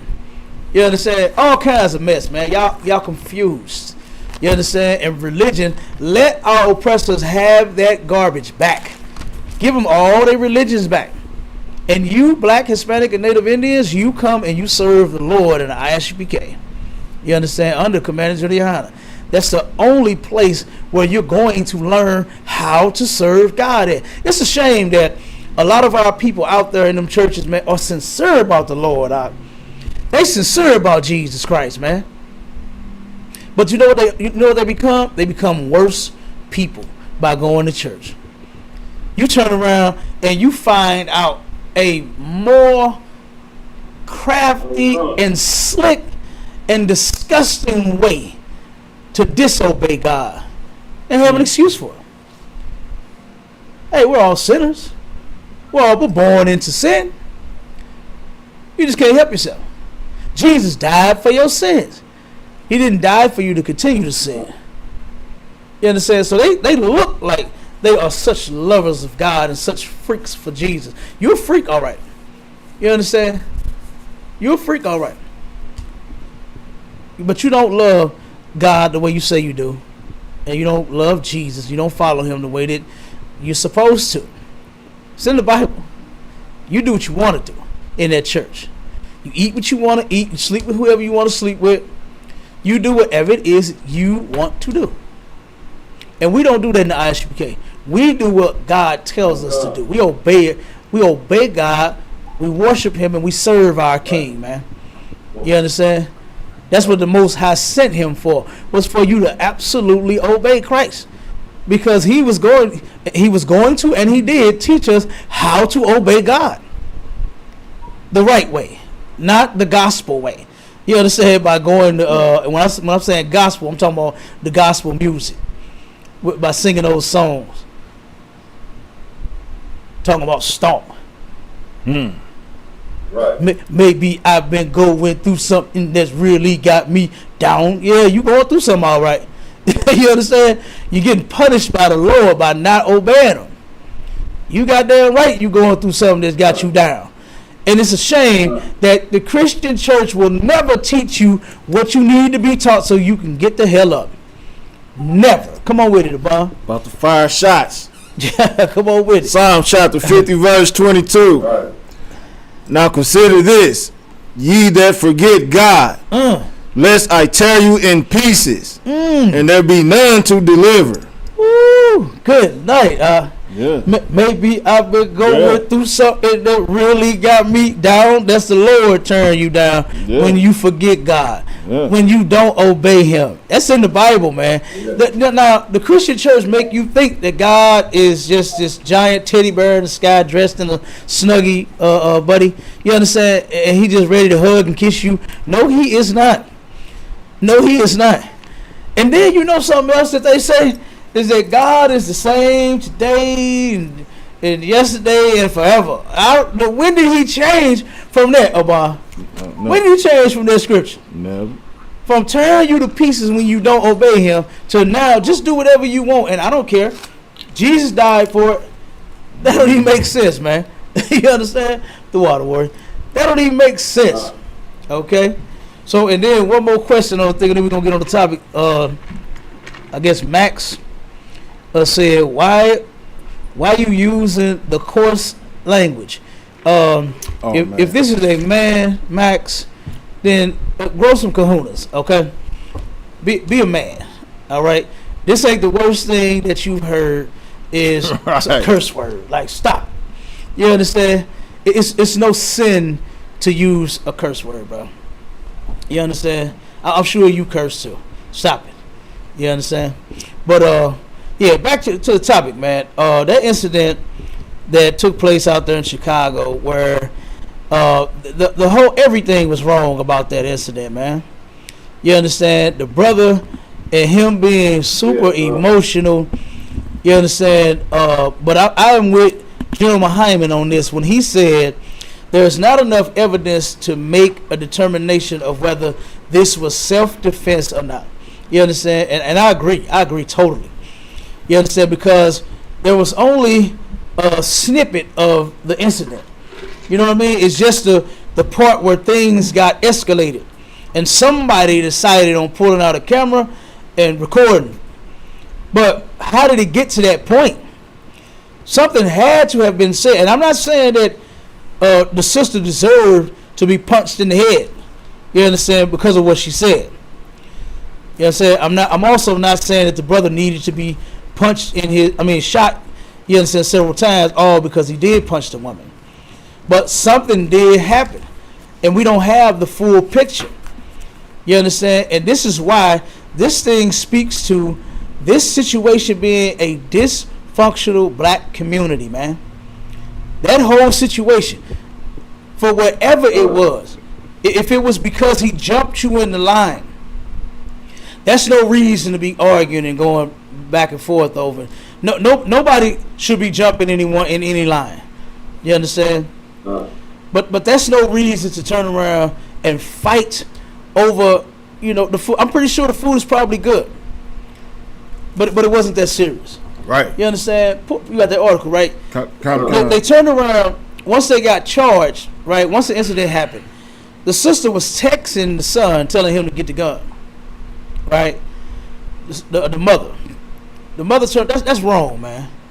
You understand? First off, if you got, if you licensed to carry and all of that, why not have your firearm on you?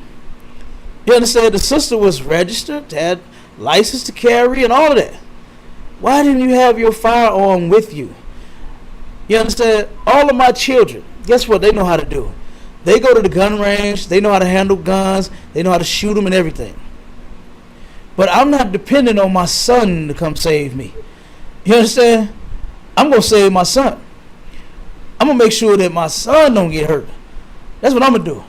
So you know what I do? I'll be like Spice One. Remember that Spice One? Rolling with my motherfucking strap on the side of me. You understand? That's what Spice One said. Right. Okay? That's what he do. He rolling with that strap on the side of him for protection, man. You understand? Nothing wrong with you having a firearm to protect yourself. Nothing wrong with that. If that's how you feel, if you want a taser, guess what? It's not unlawful to have a taser. You can have one. If you want pepper spray or mace, guess what? It's not unlawful to have it. If you want to use a knife, it can only be so many inches long. You understand? You just walk around with machetes all day. You understand? You know what I'm saying? It got to be so long. But if you want a knife to defend yourself, I know some cats that's cold with them. Them butterfly knives, remember them things? I remember seeing a cat back in the day, boy, with that goddamn thing. I'm like, look, bro, hey, hold up, man. Back up a little bit. You know, because I'm thinking you might hit me with it. You might let it go. Then I got this. You understand? They was sitting there working that damn thing. Flip that goddamn thing. That butterfly knife was spinning all around and do all this and close it up and snap it up and then pop it back out and flip it and roll it. Boy, I know some cats cold with a blade. You understand? But guess what? You can defend yourself with a blade if that's what you want. You understand? You can protect yourself however you see fit. You understand? If you are in danger of your life and there's a brick nearby, guess what? You can use that brick. You understand? You can use that brick to defend yourself. Nothing wrong with self-defense. Okay? But there was something that we did not see in this picture of how this thing started. First off, what I'm going to say about the brother is he was super emotional, man. And then I don't know if it's his woman or family member or whoever went on the internet making shirts about him, calling him the Knockout King. I mean, you furthering the nonsense, man. Right. You furthering the dysfunction. Now you calling the brother the Knockout King. He didn't even knock the sister out. Like, I mean, he may be skilled with his hands. Brothers do know how to fight, but I wouldn't be mocking this situation either way. You understand? Even if it was my family, if it happened to, you know what I'm saying, one of my family members, or I was the family member of the person that actually did the shooting. This is no laughing matter. This is nothing to be mocking the situation about. This clearly speaks to black people dysfunction in our community, man. To where we gotta fight and argue over some food that we all buy. The line is for everybody to get in. You understand? When you come in, there's a line, you get in the line, not jumping. You understand? You don't jump the line. Like I said, I don't know if that's what he did. I'm just saying. If that was the reason it all sparked over. I don't know, because we don't have that on the video. We don't have what actually happened before that little piece that we saw on that tape. The brother was super emotional, man. Kind. That's the problem with a lot of our men. And do you know why those men are emotional like that? You might not like the answer. And I'm going to tell you, because they was raised by their mamas only. That's right. You understand? Fatherless homes. Captain Debar Ahmad did an excellent job with that lecture on speaking on the fatherless home and what it causes. Causes our sons to go out here and choose a life of crime, stealing cars, being knockout kings, just knocking out people because you can, or whatever the case may be. I don't know the brother's history or his background. I just know that the sister said and put it on the internet that yes, I did put Knockout King on his shirt. He is the victim, sis, and nobody. He was, unalive, right? So nobody should be saying anything about the brother. He is dead and gone. So I agree, but don't glorify the situation by saying things like that, right, and calling him Knockout King, because that's not a knockout to me. Knocking out a sister, you understand? That's not a knock, and he didn't even knock her out. So that was not a knockout. To turn around and the sister on the other end, why didn't she just shut her mouth? I just don't understand this. Sisters, like you don't love your teeth. You don't love that pretty smile that you have. You know what I'm saying? You don't actually love your cheeks and your eyes. Sisters got some pretty brown. What's that song? Pretty brown eyes. Right. You know I see them. I want to see them, not black. You understand? I want to see your eyes pretty brown, not black, baby. You understand? Why are you arguing with a man? Why are you even doing that? And the brother's like, lady, get your food. He steady telling to get your food. All right, say one more thing, I'm gonna knock you out. Like you see this man being aggressive. Like, just be quiet. And like I said, I'm gonna keep saying it. Had that sister had just shut up and turned around and just got her food and got out of there, I wouldn't have said nothing about it. I would not have said, you know what, she is a punk. I wouldn't have said she's weak. I already know she's weak. The Bible says that the woman is a weaker vessel. You're not as strong as you think you are just because you can run off at the mouth, man. Right. You understand? So that should not have happened. And it's too much of that, man. To where, guess what? If you wasn't able to text that son of yours, you may have been knocked out. You may have been knocked out. So somebody just might get to you a little faster than you texting somebody. You understand? So turn around and she texts the son. The son sat there and watched the incident and had to watch his mama almost get knocked out and then ended up shooting the brother in the back. All of this was dysfunctional as hell. You understand? All of this speaks to dysfunction. 1 second. It's my daughter. I'm at the call. Get back. It's one of my princesses calling her daddy as if she don't know I'm doing the show. You understand? But she must need something. But like I said, you turn around and that whole situation, man. Hold on.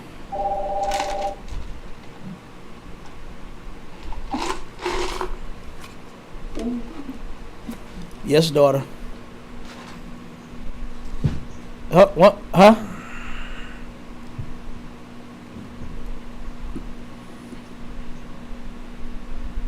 Yeah, you know I am doing something. I'm doing a radio show, baby. Give me a few minutes. We'll be done in a few minutes. I'll call her back, okay? All right.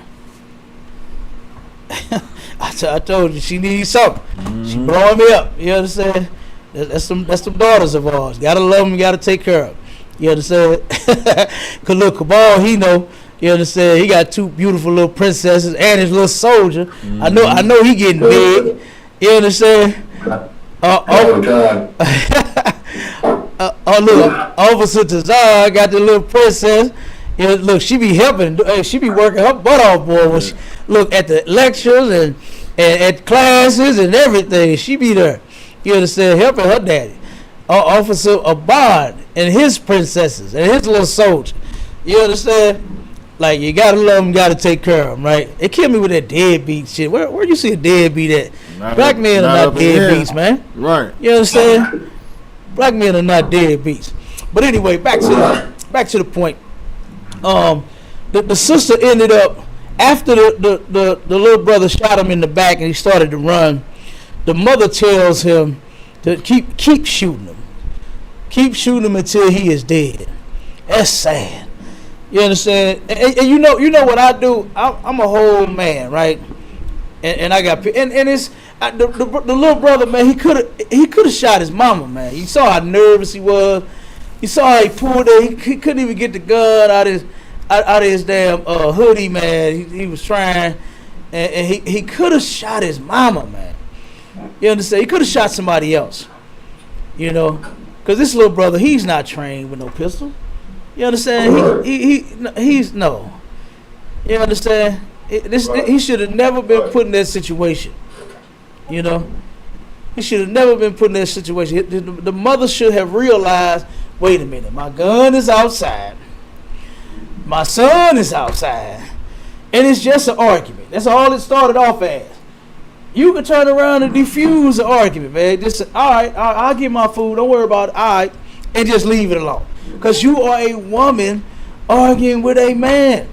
And then the brother is emotional. He's on 1,000. He ain't on 10. He on 1,000.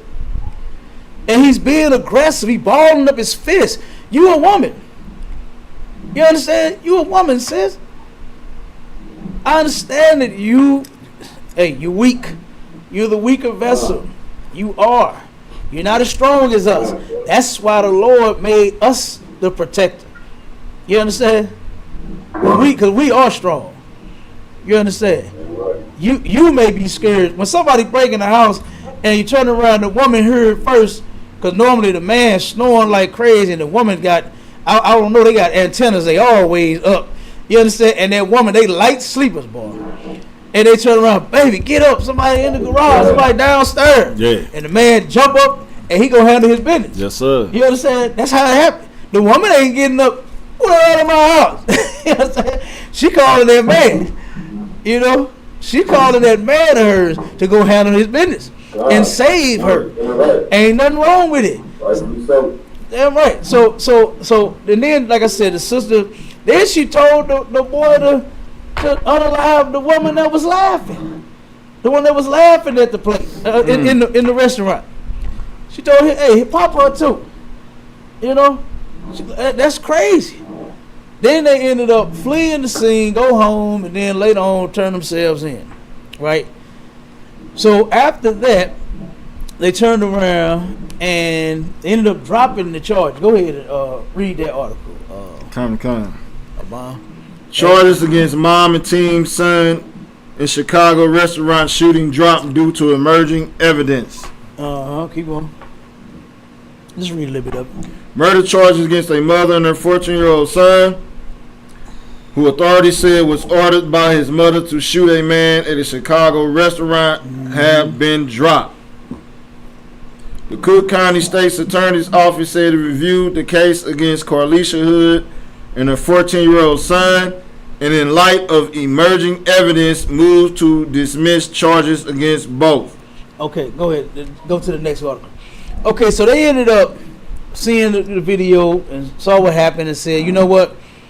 We're gonna drop the charges. Okay. This is not a win. I heard someone say that this was a win for that sister.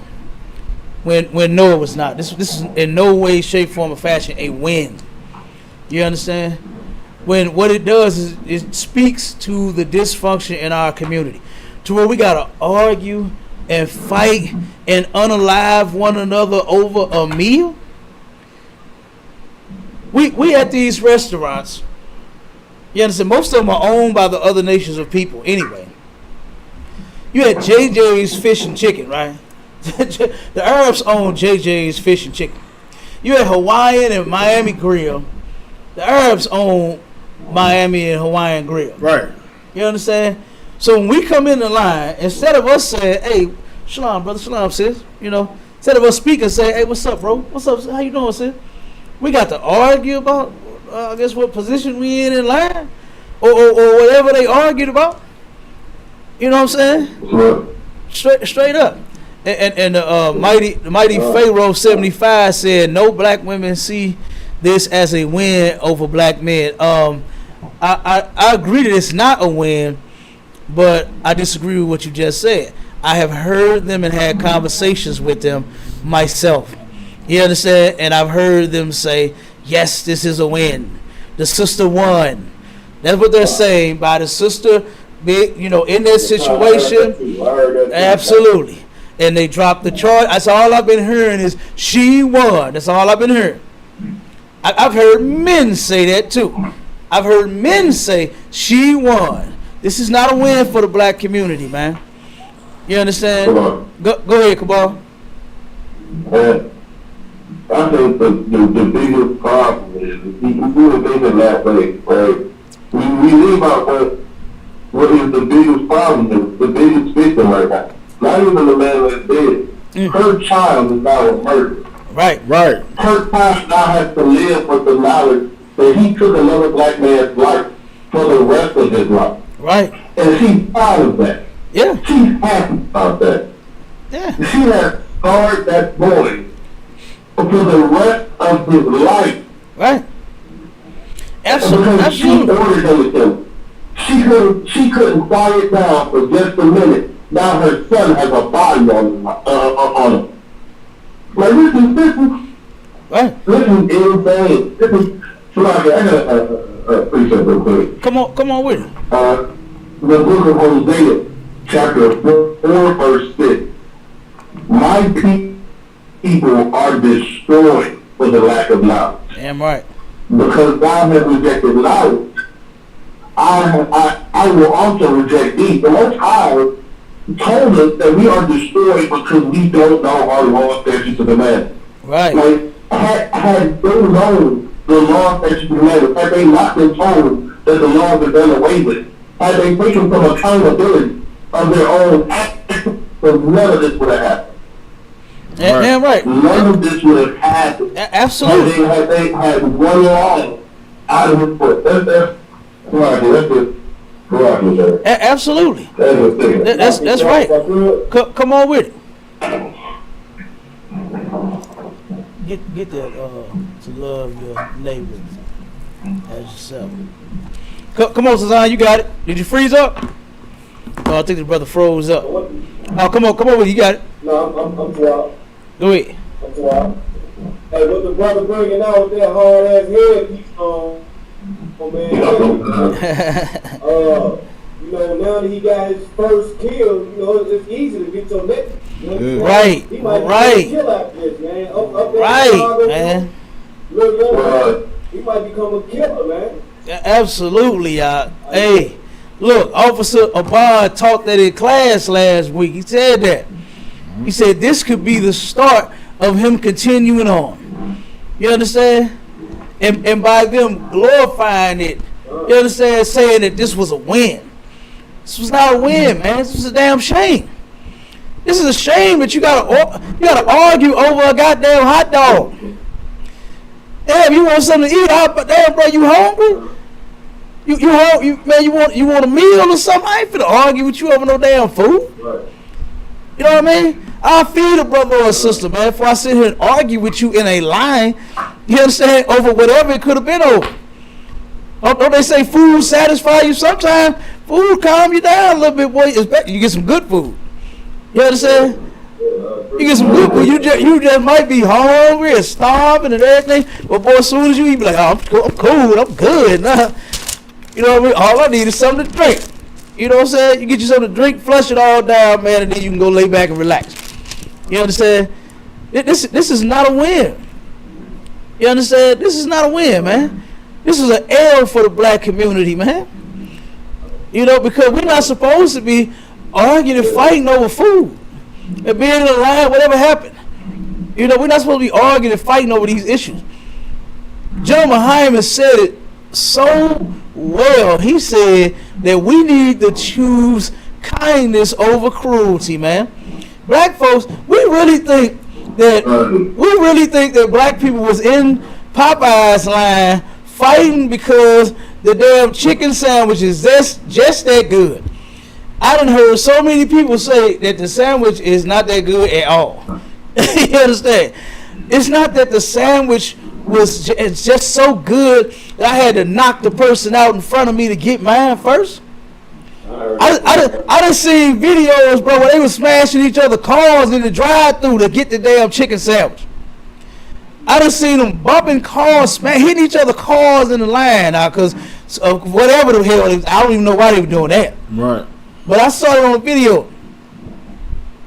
And then, of course, they got out and started fighting because the line was too damn long to get the chicken sandwich. It ain't because the chicken sandwich was so good, man. Our people fighting because, you know what? They chose cruelty over kindness, man. We would rather be cruel to each other. You know what? That is very white to do. That is a very white thing to do, for us to be cruel to one another. Instead of being kind, man. But when we see them, you know, we kind as shit, ain't we? Kind. Oh man, the kindness just flows and never ends.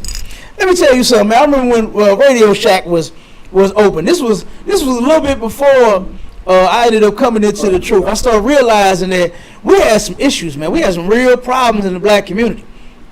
And I went into Radio Shack, right, to get whatever electronic thing I was trying to buy. And I go in there, and it's a sister. And she was just working there by herself, right? Mm-hmm. Wasn't nobody in the store, it was just me and somebody else, right? And so she said, hi. I said, hi, right back to her. You know, she said, give me a second, I'll be with you. I said, okay. Turn around, a white man come in right behind. This is no lie. I'm telling y'all know I don't lie at all. Y'all know I'm telling the truth. But this story, this actually happened to me. I was witnessing it. I saw it. The sister said, when the white man came to the door, you know how I do in the ring when we come in, bing bong, and say nigga, and she said hi. You know what I'm saying? But when the white man came in, the harps went off.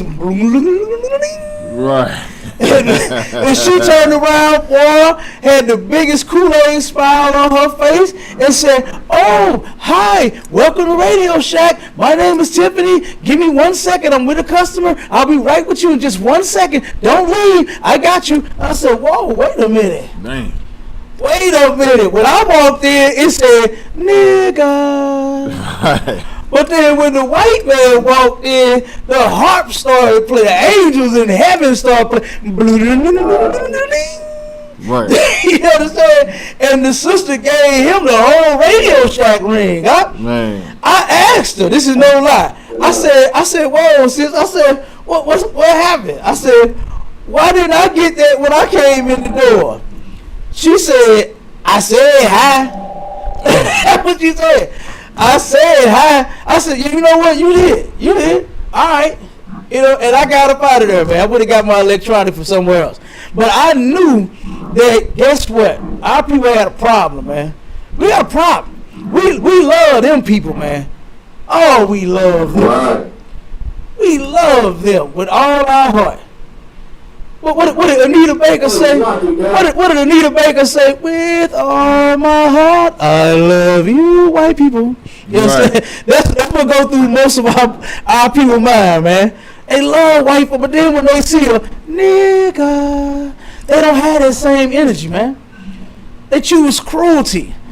You understand? And she said it in the nasty, she said hi in the nastiest way she could. And then when she responded, after I asked her, she responded in the nastiest way that she could. You understand? And that's because our people choose to follow our oppressor, man. That's very white to hate black people, man, to hate each other. Right. You understand? We go around hating each other. We are ready. Those people that was fighting over them Popeyes chicken sandwiches, they was down for that smoke. They was ready for that. The song, what they say, all about that drama, you ain't about that life. They about that life all day, every day with each other. But then when it comes to our oppressor, it's hands up, don't shoot. Now you want to back down. Now you want, what they say, you want to bitch up. You understand, when it's white people. You understand? You want to bitch up when it's white people, but you don't bitch up to another brother or sister and don't unalive them. You ready to go in on them. Right. You ready to take all your vengeance and your anger out on them, on another brother and sister. You don't have no compassion or no kindness in your heart for them. But when it's our oppressor, oh man, hey, I ain't doing nothing. Go ahead, go. Hey, hey, hands up, don't shoot. I ain't doing nothing. Come on with it, Tazan. Hey, when you experience things like that, you get in those type of situations, man. To me, that shit just make me sick to my stomach, man. Yeah. I yield. Yeah, absolutely, it does. You understand? It's a shame, man. And it ain't the only incident that has happened since my very young experience here in life. You understand? I'm very young, if you ask. You understand? Hey, hold on. What kind of laugh was that, brother? Wait, hold on, Cesar. What kind of laugh was that? Was he laughing with me or was he laughing at me? Because I'm about to take somebody to counsel. I'm about to take somebody to counsel. What kind of laugh was that? It depends on you, brother. Answer that question. What kind of laugh was that? Was he laughing with me or was he laughing at me? Your answer is going to depend on him going to counsel or not. Answer right. Oh, okay. He was laughing with me. Okay. Well, I ain't thinking of the counsel then. Damn right. You know what I'm saying? But just saying, man. You know, damn right. Just saying. You know, man. We gotta absolutely choose kindness here, man. You understand? Instead of cruelty when it comes to one another. You understand? You know what'll happen if brothers, when they run into each other at the club or wherever they act, in a packed establishment, and they step on each other's shoes.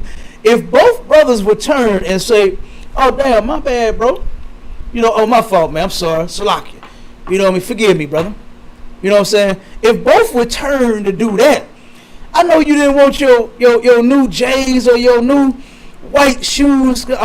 I don't know why we wear white shoes in packed establishments. Right. They gonna get stepped on. Oh my God. You know what I'm saying? But you know, it's okay. You can wear your white shoes wherever you want to. There's nothing wrong with them. And the brothers and sisters be looking good. Y'all the flyest dresses I've ever seen in life, right? But why don't we turn and say, you know, damn, my bad, bro. You know what I'm saying? Sorry about that, brother. You all right? You understand? And then when the brother complains, damn, man, you done fucked up my shoes. But hey, I'll buy you a drink, bro. What you drinking? You know what I'm saying? Choose kindness, man. Not damn old bitch ass nigga. And then now y'all gotta go to war over a shoe. That's the phrase. You know what I'm saying? Come on with it. Yeah, that's the phrase. I'm telling you. Oh yeah, that's the phrase around here. That's why I said it. That's why I said it. That's why I said it. Here in St. Louis, it's about to go down. When you hear, "Oh, bitch ass nigga," it's finna go down. Yeah. It's about to go down. That's the phrase. And I'm sure they say it in other cities. What they say out there where you at, Tazan? You know, in Iowa. You on mute, priest. Unmute yourself. Tazan, unmute yourself, brother. You on mute. I don't even think you heard. Did you hear me? Oh, there you go. Oh, no, sweat. Go ahead. Yeah. What? Oh, yeah, they stayed everywhere. Okay. What they say in Ohio, Kabal? What they say? What they say was about to go down?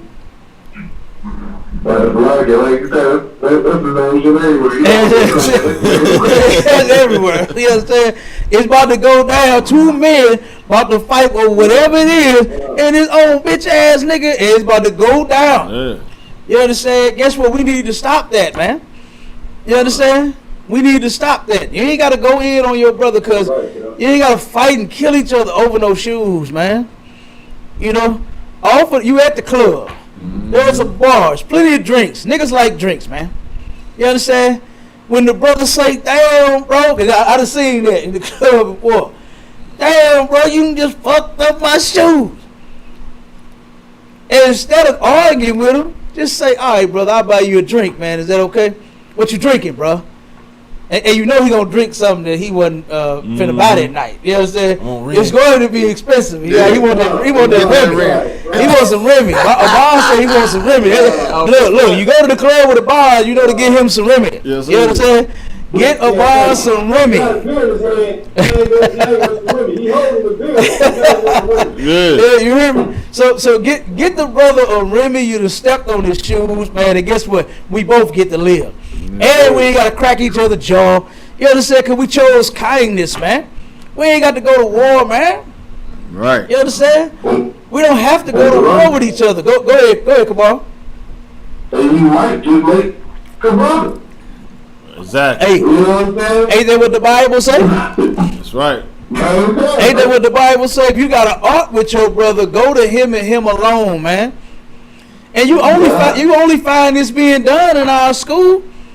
You understand? When we fixing arts, if you have a problem with another brother or issue, something like that, you can take it to your captain.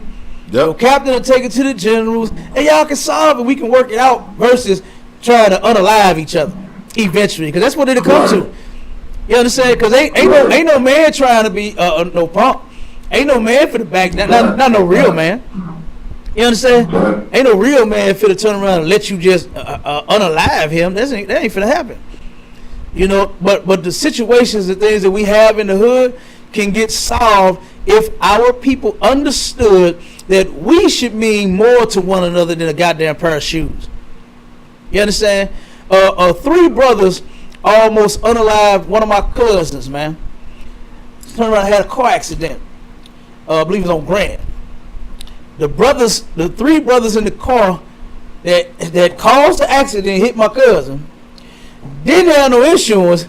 Got out and whooped his ass and put him in the hospital, man. Almost unalived him because they caused the accident and because they didn't have insurance. Almost lost my cousin because of a vehicle. Those 3 brothers would be more important to me than a car. You understand? You can fix my car, man. It's not that big of a deal. Right. You understand? No matter the damages. You understand? We can work it out. Say you don't have insurance. But just be real. You understand? You tore up my vehicle. Yeah, you got to pay for it. You understand? I'll work with you. I remember I tore up some people's car a long time ago. Right. I remember it. Right on Page. I fell asleep driving on Page and tore up some car, 2 of them, I think. Well, I think it was 2 cars. And guess what? You know what they was coming to do? Y'all wouldn't even be talking to a priest right now. Right. The brothers who, I don't know if it was their car or their mama's car, whoever it was I hit, they was coming to unalive your captain. You understand? And you know what happened? Just so happened my auntie stayed right down the street. My aunt and my uncle stayed like 2 blocks from the accident. I called my cousin. I was just with my cousin. Just with him. You understand? We had just went out. And I was sleepy as hell trying to get back to his house. I had to drop my old lady off. Drop her off. Then trying to get back to his crib. Because I was like, I'm just coming back over there. You know what I mean? Instead of me going all the way home to the south side. Well, I stayed at my apartment. I just said, man, I'll go back over my cousin's house. Because it wasn't too far, right around the corner. So I ended up falling asleep. I tore up these brother car. You understand? And they turned around and started shooting, letting me know they was coming. They let off a whole bunch of shots. My auntie said, that was for you. She told me. She said, and when she got there, the mother came out. She said, Ouija. You know what I'm saying? That's my auntie name. Ouija. And whatever the woman name was, Cheryl. Said, hey, girl, what? She said, you know him? She said, yeah, it's my nephew. She said, your nephew tore up my car. You understand? And because of those 2 women knowing each other, I was able to work it out, and I paid them for their car right then and there. Right. You understand? I paid them for their but say that my auntie didn't come. Because when I called my cousin, the whole house came down there. You understand? My uncle, my auntie, him, you understand? Everybody came from the house and come to check on me. And like I said, she just so happened to know this woman here. Now why choose cruelty over kindness? Right. It's just a car. You ain't got to unalive nobody over a car. I can pay for it. You see, I paid for it.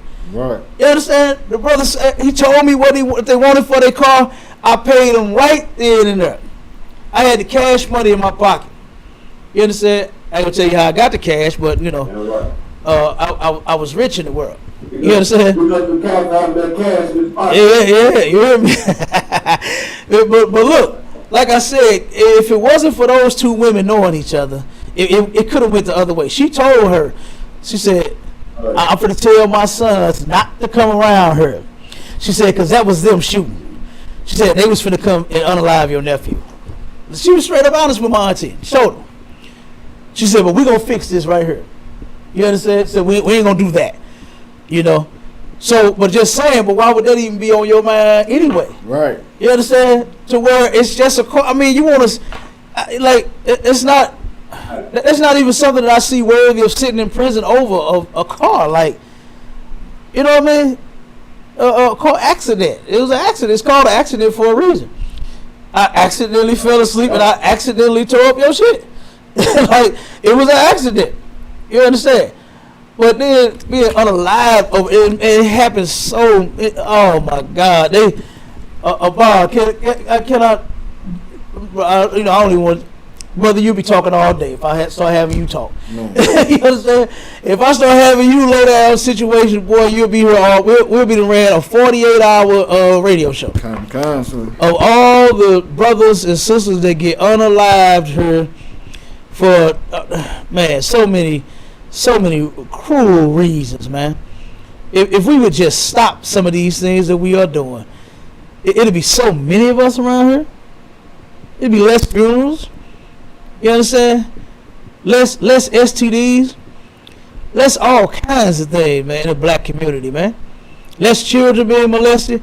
If we would turn around and do what we were commanded to do a long time ago, which was serve and obey our God and keep his laws, statutes, and commandments, man. That's right. We'll be able to fix this thing. You want the solutions to the problems in the black community? Don't go to the Christian church. Don't go to the Muslim mosque. Don't do like those sisters did, Abba, and go to white people. Right. Those sisters went to white women trying to get them to use their privilege to fix a black problem. Guess what? They're not. They're not going to do it. Nobody's even going to hear that mess. They went out there. They went out there to fool black women into thinking that they're going to help them. Go ahead, Tazan.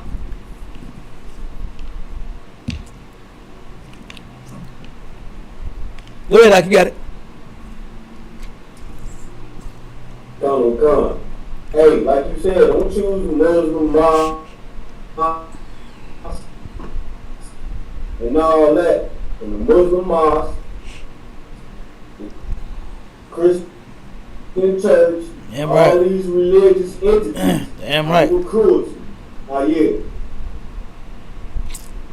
Damn right, because they don't have the solutions, man. They know absolutely nothing about brotherhood. What does your pastor that molests children know about brotherhood and sister? You know what I'm saying? What does he know about brotherhood? Right.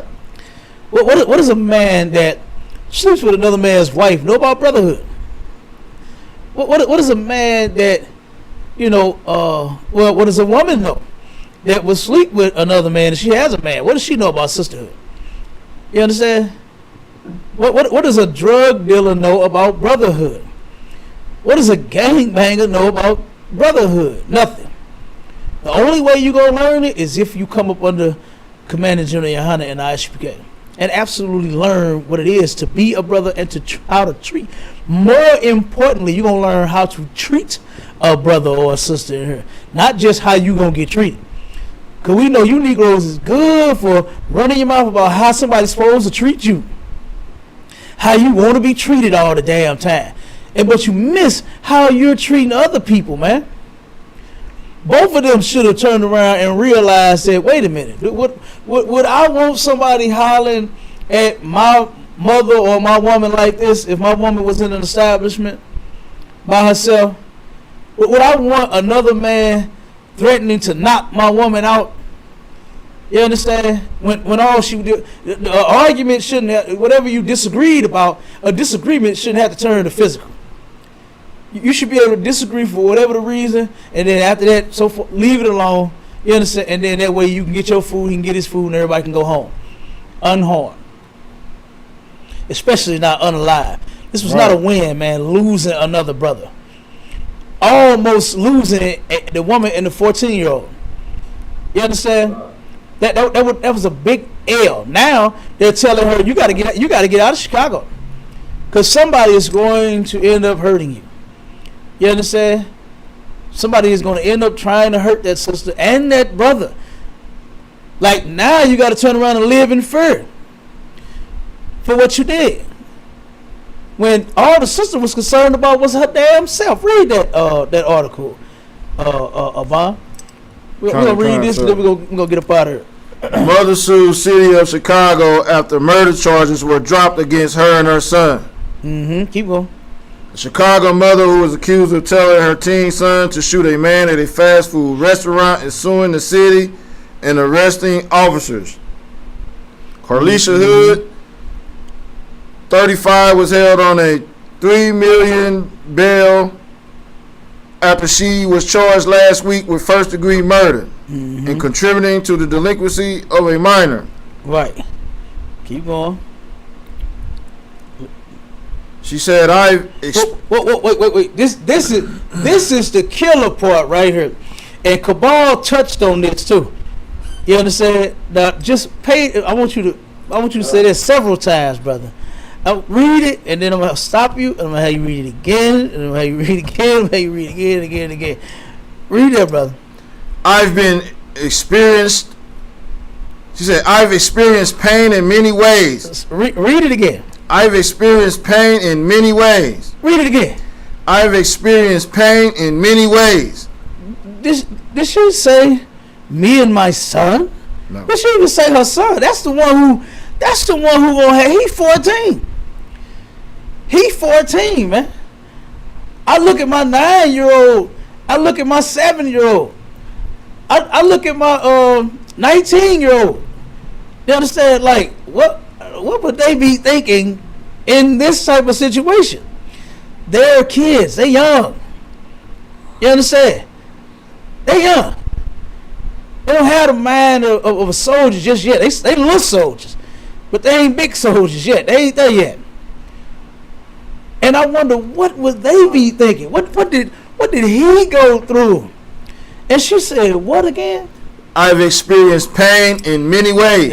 You can stop right there, brother. We ain't got to go nowhere else. Right.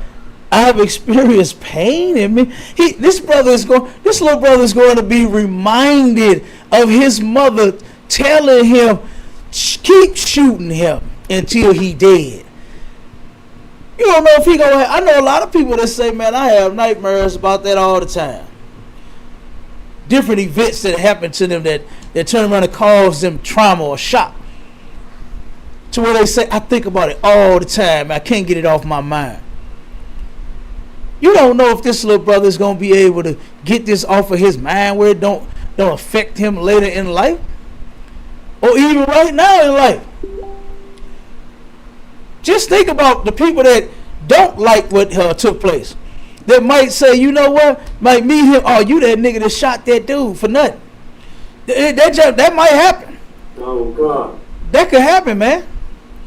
Because you got some of our people that agree, saying that hey, he should have been. I don't say that. I don't say he should have been unalive, man. I don't say that. It wasn't that serious over no goddamn hot dog. Those hot dogs might be good, but I don't think they was that good to unalive no brother for whatever the reason. You understand? For him to even fight the sister and knock her out, them hot dogs was not that good to be fighting over. So I don't believe that he should have been unalive. You understand? For none of it. So like I said, is she even concerned with what happened to her son? Read that one last time, brother. One last time. Kind of short. I've experienced pain in many ways. I experienced pain in many ways. This sister's only concerned about herself. She was only concerned about herself when the incident happened. Kind of. Her son shot him one time and he stopped. He had more sense than his mama. Right. He ran away and he let him run. But he was listening to his mother say, keep shooting him until he dead. And then turn around and shoot her for laughing too. Like, that's going to be on this little brother mind, man. I don't care what nobody say. I don't think that he's sitting back somewhere, with an S on his chest like, yeah, I did that for my mama. I don't believe that. Right. I don't believe that at all. You understand?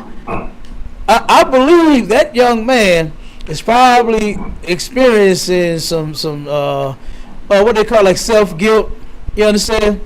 I believe he's probably feeling bad about that situation, man. He's a kid. He's a 14-year-old kid.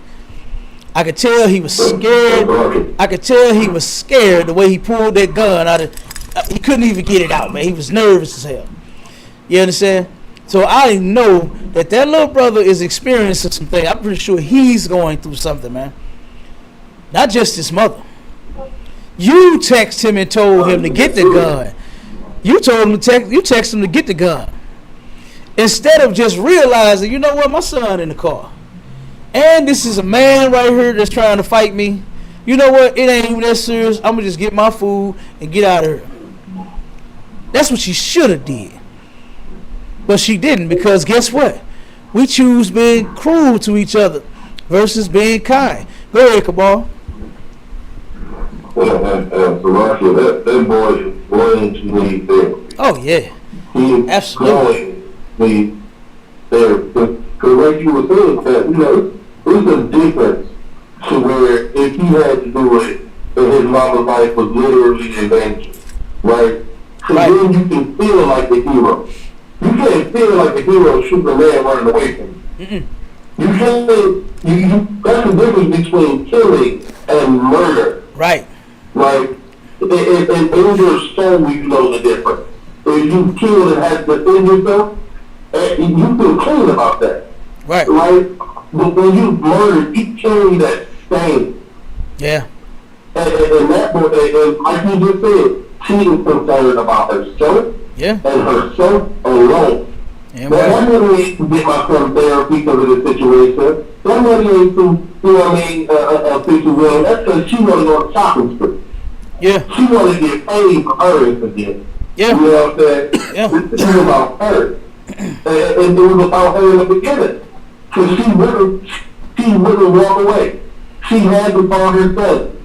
She had to have him bring the gun. Right. She had to have him keep shooting. Right. And then afterwards, she got to get paid because she is in pain. Yeah. Because she in pain. And this is all, that's our problem in our community. The Christian church has helped remove the black man from the household, and the black woman has run wild. Absolutely. And this is what happens when there is no order. Like, this is why, First Corinthians is saying, the order is the Most High, Christ, man, and woman. That order was there not just to be oppressive, because this is what happens. Right. When we have terror in our neighborhood, when we have no order. And that's what the Christian church is about. Disorder and no accountability. Right? Right. Right. They favor the Christian church in favor of verse is Tupac 314. Only God can bless it. You know what I'm saying? Like, this is accountable for anything. Right. Mm-hmm. So this is what happens. So now she wants to get paid from an incident that she could have stopped from the very beginning. Yeah. Absolutely. If both of those people, if that brother would have chose kindness over cruelty, instead of getting all in her face, wanting to knock her out just because she is running her big mouth, you understand? If he'd have chose kindness, that situation would have never happened. And in return, instead of her talking about what I'm saying is, what I'm talking about is, what I'm saying is, what I'm trying to find out is, what I'm saying is, like, stop it, man. Just stop. And say, you know what? All right, okay, bro. You understand? Like, I'm a whole man, and I done been faced with situations. You know what I'm saying? I be having my gun on me. I ain't had to unalive nobody yet. Just because somebody puffed a little smoke, you understand? But I ain't get all terrified and just, you understand, unalive the brother or a sister. I done had sisters pop off. You understand? Ain't that what they like to say, Tazar? Pop off. They pop off. They pop off at that mouth. I done had sisters pop off. And you know what I didn't have to do? I ain't had to pop off back. You understand? I ain't gotta go there. I'm not finna argue with no woman, man. I ain't finna do it. You understand? I'm not finna be out here arguing with no woman like that, screaming and yelling and doing all this. You understand? The woman gonna have to be put her hands on me, and I had to, defend myself against her and put her in her place, put her in a chokehold. You understand? So she won't be able to assault me. But that's different. You understand? But her running her mouth, man, look, I ain't worried about that. Look, we done had people walk up on our camp. We done had people walk up on our camps with guns on them. And we don't get, I ain't nervous. I'm doing the work of the Lord. I can care less about how you feel about whatever. We're going to tell you this truth regardless of what you got on your side. You understand? Or in your waistband. It don't matter to me. You understand? So, like I said, it is what it is. You know, and we should absolutely, we should listen to the men of the Lord in the ISPK. And General Hyman said, Black, Hispanic, and Native Indian people, we need to choose kindness over cruelty all day, every day. And we'll have a much better black community, man. We'll have a better community if we start thinking that way instead of thinking all about that drama and ying about that life and all that other stuff that leads to nothing but violence, man. Right. We got somebody that we can fight and we can war against. You know what I'm saying? We got somebody called the so-called white man who is blacks, Hispanics, and Native Indians' greatest oppressor to ever damn live. Right. Now you want to learn how to fight and go to war with that will impress me. You come in here, don't fight at no goddamn a hot dog stand or no chicken joint or no burger joint. Don't fight at no restaurant. You come join your brothers and your sisters in the ISUPK and we fight this motherfucking oppression. That would impress me, man. That's right. But turning around talking about that was a win, that was another L, man. That was not a W, that was another L for the black community, man. We steady getting L's. You understand? Now, if you want a W, guess what? Come together. Come together. Stop following the ways of our oppressor and fighting, being cruel toward one another. You understand? Stop being cruel to one another. Now, I'm going to tell y'all a real incident that happened. I was on the phone with General Hyman one time. And one of my neighbors had parked in front of my driveway. And I don't know what the brother was on. You understand? But the brother started tripping with me. He parked in front of my driveway. And then he started going, I said, hold on. I said, what you talking about, bro? I said, what you on? General Hyman in my ear. You understand? I told the brother, I said, bro, can you move your car from in front of my driveway? You understand? And then he just started yapping, going. He probably going through all types of hell. He in the world, man. I can only imagine what he's going through. But I heard General Hyman say, the dog bar, offer him a drink. You understand? He said, I'm sure he likes to drink. Offer the brother a drink. Be kind to the brother. He told me that. You understand? This was way before this incident happened when he taught this lesson about being kind over choosing kindness over cruelty. I remember General Hyman in my ear yelling at me, telling me, offer the brother a drink. Probably has all kinds of problems going on. See if he wants something to drink. Maybe that'll help. You understand? That's what General Hyman had told me. And this was a year or two ago. It might have been 2 years ago. You understand? So like I said, I know that the man ain't just made this up because of this incident. He told it to me during my incident. You understand? To where I could have popped off back at the brother. And it could have been a fight right there in his front yard about him parking his car in front of block my driveway. I don't know why he did that. You understand? But the brother had my driveway blocked. But you know something else? He ain't the first person to do that. You know who else blocked my driveway? A white woman that live on my street. And you know what I didn't do? I ain't try to kill the brother, and I ain't try to kill the white woman either. I most certainly wouldn't kill my brother. You understand? It's just a driveway. It's just their car. They can move their shit. Or I can have a tow truck move. We ain't got to fight about it. I could have just had a tow truck, hey, move this car down the street. You understand? And then send them the bill.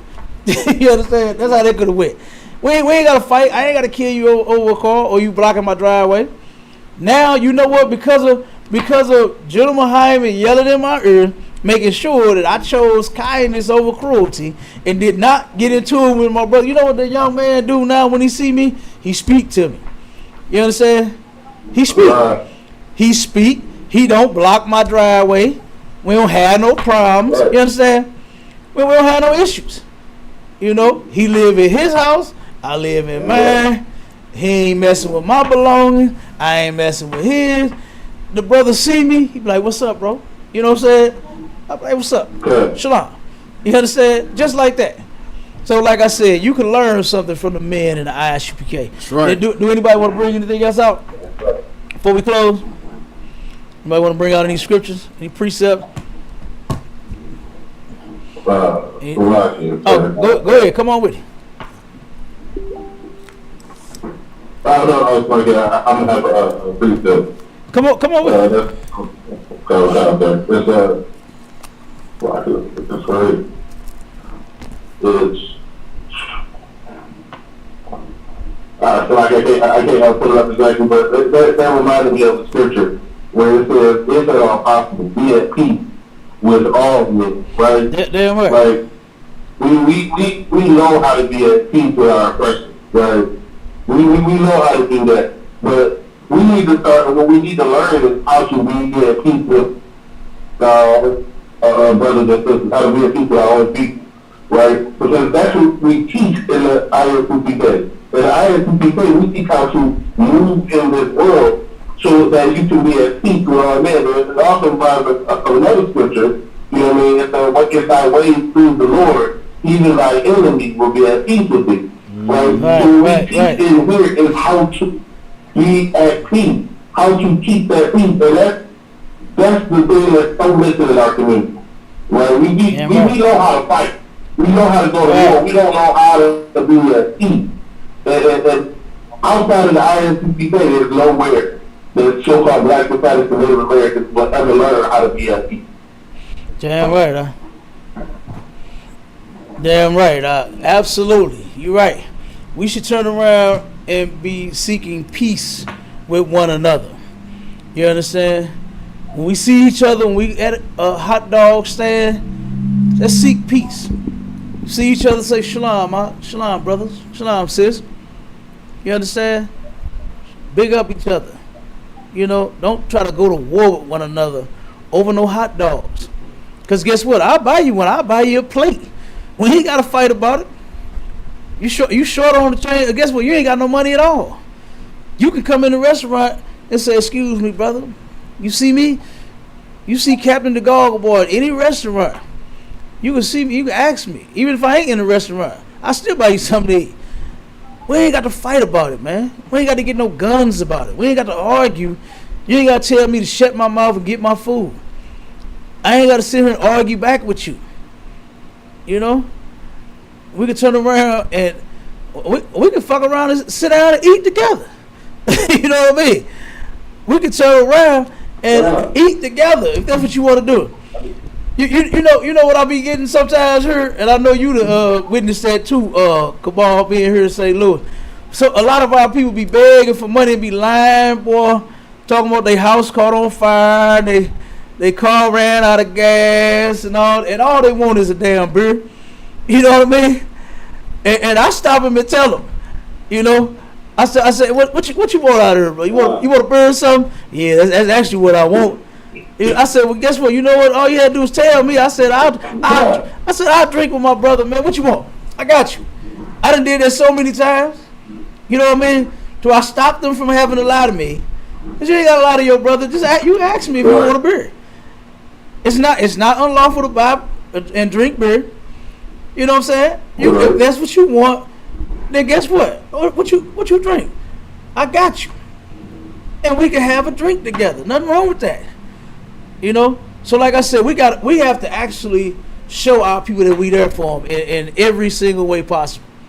So that they can change this mindset and this behavior that they have learned from our oppressors, man.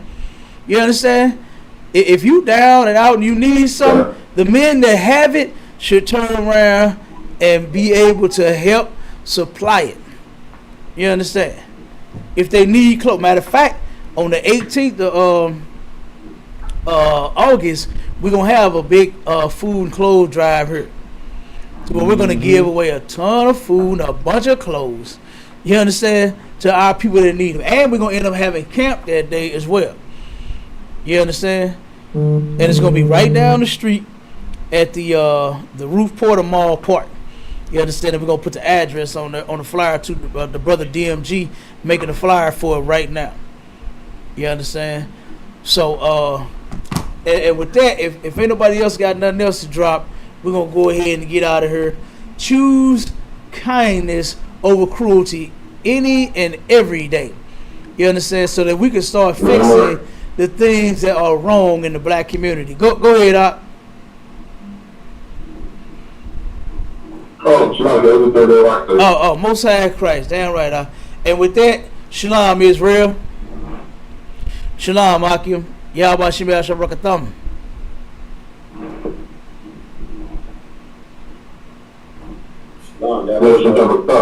Damn right. Damn right.